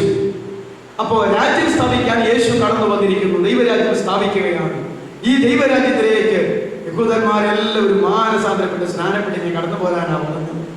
അപ്പൊ ഇത് ആർക്ക് വേണ്ടിയിട്ട് സ്ഥാപിക്കാനാണ് വന്നത്? യഹൂദന്മാർക്ക് വേണ്ടിയിട്ട് സ്ഥാപിക്കാനാണ് വന്നത്. അതുകൊണ്ടാണ് ഈ വേദഭാഗങ്ങളിലെല്ലാം പറയുമ്പോൾ ഇതാ സ്വർഗത്തിലെ ഭൂമി അല്ല, ഞാൻ നിങ്ങളെ അധികാരത്തോടെ അയക്കുന്നു, കുഷ്ഠരോഗികളെ ശുദ്ധരാക്കിച്ചു, മരിച്ചവരെ ഉയർപ്പിച്ചു, തളർവാദക്കാരെ എഴുന്നേൽപ്പിച്ചു, പോകുന്ന വഴി ദൈവരാജ്യം ഉദ്ഘോഷിച്ചു കൊള്ളുക, ശമരിയക്കാരുടെ പട്ടണത്തിൽ കടക്കാതെയും വിജാതീയരുടെ അടുക്കൽ പോകാതെയും ഇസ്രായേൽ കുലത്തിൽ നഷ്ടപ്പെട്ടു പോയ ആളുകളുടെ അടുക്കലേക്ക് തന്നെ ചെല്ലുകയും എന്ന് പറഞ്ഞു. അപ്പോ ആദ്യം പ്രസംഗിച്ചു കൊണ്ടിരുന്നതായ ആ സുവിശേഷം യഹൂദന്മാരിൽ നിന്ന് നഷ്ടപ്പെട്ടു പോയവരെ ചേർത്തുകൊണ്ട് സ്ഥാപിക്കാനിരിക്കുന്ന ദൈവരാജ്യത്തിന്റെ സുവിശേഷമായതുകൊണ്ട് കർത്താവ് കൽപ്പന കൊടുത്തിരുന്നു, ശമരിയിൽ പോകണ്ട, വിജാതിയുടെ അടുക്കലും പോകണ്ട. ഈ പോക്ക്, ഞാൻ ഈ പറയുന്ന ഈ പ്രസംഗവും ഈ ഹീലിംഗും എവിടെ നടത്തിയാൽ മതി? യഹൂദന്മാരുടെ ഇടയിൽ നടത്തിയാൽ മതി. ഇതിനിടയ്ക്കാണ് ഈ ജ്ഞാൻകാരി കേട്ടറിഞ്ഞ് വന്ന് ചോദിച്ചത്, എൻ്റെ മകൾക്ക് ഭൂതബാധ കഠിനോപദ്രവമായി, അതുകൊണ്ട് ഒന്ന് സഹായിക്കണം. അപ്പോഴാണ് ആ മറ്റേ പശ്ചാത്തലത്തിൽ ചോദിച്ചത്. ഇതുകൊണ്ട് അവർക്ക് ഒരു അലർജി ഉണ്ടായില്ലല്ലോ. നമ്മളാണെങ്കിൽ പറയും, വലിയ കാര്യപ്പെട്ട് യേശുവിൻ്റെ അടുക്കിലേക്ക് വന്നത്, ഇത്ര വലിയ വാചകമാണെങ്കിൽ താങ്കളെ അദ്വൈച്ച് പാടുള്ളൂ എന്നല്ലേ നമ്മൾ പറയുള്ളൂ. അപ്പോ പറഞ്ഞത് മക്കളുടെ അപ്പം എടുത്ത് നായ്ക്കുട്ടികൾക്ക് കൊടുക്കുന്നത് ശരിയോ? നീ പറ. മക്കൾക്കുള്ള അപ്പം മക്കൾക്ക് തന്നെ കൊടുത്തു, എനിക്ക് വേണ്ട. പക്ഷേ ഈ മക്കളുടെ അപ്പം മക്കളിങ്ങനെ തിന്നുമ്പോൾ താഴേക്ക് പോകും. അതാർക്ക് അവകാശമാണ്? അതാ വീട്ടിലെ പട്ടിക്കുഞ്ഞുങ്ങളല്ലേ വന്ന് തിന്നുന്നത്. അങ്ങനെ കണക്കാക്കിയാൽ മതി എന്നാ പറഞ്ഞത്. അതുകൊണ്ട് അത്രമാത്രം താനങ്ങൾ താണു. താൻ ആരെയാക്കി? ഞാൻ മക്കളല്ല, ആരാ? നായ്ക്കുട്ടിയാണ്. സമ്മതിച്ചു. പക്ഷെ എനിക്ക് ഉച്ചിഷ്ടത്തിന് അവകാശമോ? അതെങ്കിലും ചെയ്യാൻ മേലെന്നാ ചോദിച്ചത്. അവരുടെ വിശ്വാസം വലുത് അല്ലേ? അവരുടെ ഹൃദയത്തിന്റെ അവസ്ഥ മനസ്സിലാക്കി. നീ പൊക്കോ, സമാധാനത്തോടെ പൊക്കോ, ആ മകൾ സൗഖ്യമായിരിക്കുന്നു, ഇങ്ങനെയല്ലേ പറഞ്ഞത്. അതുകൊണ്ടാ പറഞ്ഞത്. അല്ലെങ്കിൽ കർത്താവ് വർഗീയതക്കാരനാണെന്ന് പറയുന്ന പോലെ കണ്ടില്ലേ, യഹൂദന്മാരുടെ മാത്രമാണ് കിട്ടുന്നത്. എന്നിട്ട് എന്ത് സംഭവിച്ചു? ആ രാജ്യസ്ഥാപനം നടന്നോ? ഇല്ല. രാജ്യം സ്ഥാപിക്കാനായിട്ട് രാജാവിനെ എന്ത് ചെയ്തു? രാജാവിനെ ഒരു രാജാവായി സ്വീകരിക്കാതെ അവനെ ശപിക്കപ്പെട്ടവനായി കൊലമരത്തിൽ കയറ്റി തൂക്കിക്കൊണ്ടു. അതുകൊണ്ട് രാജ്യസ്ഥാപനം മാറ്റിവെച്ചു അല്ലേ? എന്നിട്ട് അവസാനം കർത്താവ് പറഞ്ഞു, നമ്മൾ കഴിഞ്ഞ ഒരു ദിവസം ഞാൻ ചിന്തിച്ചതാ, ഇപ്പോൾ എന്ന് പറയുന്ന ഒരു വിഷയം, ഇന്ന് എന്ന് പറയുന്ന ഒരു വിഷയം, ഇനി എന്ത് എന്ന് പറയുന്ന ഒരു വിഷയം. ഈ വിഷയം തുടങ്ങുന്നതിന് മുമ്പ് ഒരു ഇടവേള എന്നുള്ള നിലയിൽ 2 ക്ലാസ് എടുത്തെന്നാ എനിക്ക് തോന്നുന്നു, 1.5 ക്ലാസ് എടുത്ത് കാണും. അതുകൊണ്ട് അന്ന് പറഞ്ഞതാ, ഇന്ന് നിന്റെ സമാധാനത്തിനുള്ളത് നീയും ആ ഓശന്ന എഴുന്നള്ളത്ത് കഴിഞ്ഞ് യെരൂശലേം ദേവാലയത്തെ കൺകുളിർക്കെ കണ്ട് ഇങ്ങോട്ട് മാറി നിന്നിട്ട് പറഞ്ഞു, യെരൂശലേമേ യെരൂശലേമേ, നിന്റെ അടുക്കൽ അയച്ചവരെ കല്ലെറിഞ്ഞവളെ, പ്രവാചകന്മാരെ കൊന്നവളെ, നിന്നെ കോഴി തന്റെ കുഞ്ഞുങ്ങളെ ചെറുകിന് കീഴെ ചേർക്കുന്ന പോലെ നിന്നെ ചേർക്കുവാൻ എനിക്ക് എത്ര വട്ടം മനസ്സായിരുന്നു, നിനക്ക് മനസ്സായില്ല. ലാസ്റ്റ് ഓശന്ന എഴുന്നള്ളത്തിന് പറഞ്ഞു, ഇന്ന് നിന്റെ സമാധാനത്തിനുള്ളത് നീ അറിഞ്ഞെങ്കിൽ കൊള്ളായിരുന്നു. പക്ഷെ നീ അറിഞ്ഞിട്ടില്ല, നിന്റെ കണ്ണുകൾക്ക് മറഞ്ഞിരിക്കുന്നു, നിനക്ക് ശിക്ഷാവിധി വരാൻ പോകില്ല. അന്നാണ് രാജാവിനെ തള്ളിയത് കേട്ടോ, അന്നാ രാജാവിനെ തള്ളിയത്. അതുകൊണ്ട് രാജ്യസ്ഥാപനം മാറ്റിവെച്ചു. അതുകൊണ്ട് എന്ത് വന്നു? ഈ ആക്ഷരിക ദൈവരാജ്യത്തെ ആത്മീക ദൈവരാജ്യമായി പരിശുദ്ധാത്മാവിനെ തന്നുകൊണ്ട് ഇപ്പോഴത്തെ കൃപയുടെ സുവിശേഷത്താൽ ഒരു ജാതികളിൽ നിന്നും യഹൂദന്മാരിൽ നിന്നും വിശ്വസിക്കുന്നവരെ കൃപയാൽ രക്ഷിച്ചെടുക്കുന്ന ഒരു വലിയ ദൗത്യ നിർവഹണം കർത്താവ് പ്ലാൻ ചെയ്തു. ആ കാലഘട്ടത്തിൽ നമ്മൾ ആയിരിക്കുകയാണ്. അതുകൊണ്ട് ഈ കാലഘട്ടത്തിൽ ധനവാനെ പോലെ ആകാതിരിക്കാൻ, ലാസറിനെ പോലെ ആയാലും ആത്മരക്ഷയുടെ പൂർത്തീകരണം പ്രാപിക്കുവാൻ ദൈവം നമുക്ക് ഒരുക്കി വെച്ചിരിക്കുന്ന ഒരവസരമാണ്. ധനം ഭക്ഷണമേശയ്ക്കായി വിനിയോഗിച്ചവൻ ഇനി വിസ്തരിക്കേണ്ട. ശവസംസ്കാരത്തിനും മരണാനന്തര കർമ്മങ്ങൾക്കും മതവിധി പ്രകാരം നല്ല പണം ചെലവഴിച്ചു. ശവസംസ്കാരത്തിനും മരണാനന്തര കർമ്മങ്ങൾക്കും അവന്റെ മതവിധി പ്രകാരം നല്ല പണം ചെലവാക്കി. പക്ഷെ അതുകൊണ്ടൊന്നും ഒരു പ്രയോജനവും കിട്ടിയില്ല. പാതാളത്തിന്റെ അടിയിൽ യാതന അനുഭവിക്കും. പക്ഷേ കാണുവാനും പറവാനും അനുഭവിപ്പാനും അപേക്ഷിപ്പാനും തക്കവണ്ണം പാതാളത്തിൽ സജീവാവസ്ഥയിൽ തന്നെ അവനുണ്ട്. അവൻ മരിച്ചു കിടക്കുവാണോ? ഇതിനൊക്കെ സാധ്യതയുള്ള ജീവനുള്ള അവസ്ഥയിൽ തന്നെയാണ് അവൻ അവിടെ ആയിരിക്കുന്നത്. ഈ ലോക ജീവിതത്തിൽ അനുഗ്രഹവും നന്മയും മാത്രം പ്രാപിച്ചു. ഒരു തിന്മ അവന്റെ ഓർമ്മയിൽ അവൻ പ്രാപിച്ചിട്ട് സ്ഥലം മാറ്റത്തിന് സാധ്യതയില്ലാത്ത അവസ്ഥ. ഈ അപേക്ഷയെല്ലാം അപേക്ഷിച്ചിട്ടും, ഈ പ്രാർത്ഥനയെല്ലാം പ്രാർത്ഥിച്ചിട്ടും, ഈ ആഗ്രഹം എല്ലാം അറിയിച്ചിട്ടും എന്തെങ്കിലും ഒരു ജയിച്ചുണ്ടായോ? എല്ലാത്തിനും നോ എന്ന ഉത്തരം, നോ എന്ന ഉത്തരം. അപ്പോ അതാണ് സ്ഥലം മാറ്റത്തിന് സാധ്യത കിട്ടാത്ത ഒരവസ്ഥ. എന്നാൽ സ്വാഭാവികമല്ലാത്ത രീതിയിൽ മാനസാന്തരപ്പെടുത്തുവാൻ അവൻ അവിടെ കിടന്ന് ആഗ്രഹിക്കും. സാധാരണ രീതിയിലുള്ള മാനസാന്തരമല്ല, ഒരു അസ്വാഭാവികമായ രീതിയിൽ മരിച്ചവനെ ഉയർത്തെഴുന്നേൽപ്പിച്ച് വീണ്ടും സുവിശേഷം പറയിപ്പിച്ച് തന്റെ സഹോദരങ്ങളെ എടുത്തിട്ട് മാനസാന്തരപ്പെടുത്തുന്ന ഒരു പദ്ധതിക്ക് അവൻ ആഗ്രഹമുണ്ടായി, സഹോദര സ്നേഹത്താലാണെങ്കിലും. പക്ഷേ അതൊരിക്കലും ദൈവം നടത്തുന്നത് അതാത് കാലഘട്ടങ്ങളിൽ ദൈവത്തിന്റെ പ്രമാണത്തിന് വിധേയമായി അവനവന്റെ എന്താ പറയുന്നത് മട്ടും കെട്ടും മാറ്റിവെച്ചിട്ട് ദൈവത്തിനും ദൈവവചനത്തിനും താണു വീണ് തകർന്ന് മുറുങ്ങിയിരിക്കുന്ന ഹൃദയത്തോടെ അടുത്തു വന്നാൽ രക്ഷിക്കപ്പെടാവുന്ന ഒരവസ്ഥ. പാതാളത്തിൽ നിന്നുള്ള ഒരു ആഗ്രഹത്തിനും അനുകൂലമായ മറുപടി ഇല്ല, എന്നാൽ അസ്വസ്ഥതയും വേദനയും മാത്രം. ധനവാൻ മാനസാന്തരപ്പെടാത്തതിനാൽ മാത്രം പാതാളത്തിൽ അകപ്പെട്ടു എന്ന് അവന് ബോധ്യമായി. അവൻ അവിടെ അന്നേരമാണ് ബോധ്യമായത്. ധനവാന്റെ പേര് വിവരം ദൈവം വിട്ടുകൾ. അത് നമ്മൾ ആദ്യം പറഞ്ഞതാണ്. ധനവാന്റെ അഡ്രസ്സ് വിട്ടുകൾ. 11 കൂട്ടം കാര്യങ്ങൾ ധനവാന്റെ ജീവിതത്തിലെ തിന്മകൾ അല്ലെങ്കിൽ അനുഗ്രഹമല്ലാത്ത ശാപകരമായിട്ടുള്ള അവസ്ഥകളെ സംബന്ധിച്ചും നമുക്ക് കാണുവാനായിട്ട് കഴിയും. ധനവാന്റെ 11 നന്മകൾ, 11 തിന്മകൾ, ലാസറിന്റെ 11 അവസ്ഥകൾ. ലോകത്തിൽ അത് മോശമെങ്കിലും ദൈവസന്നിധിയിൽ അനുഗ്രഹീതമായിരിക്കുന്ന അവസ്ഥ.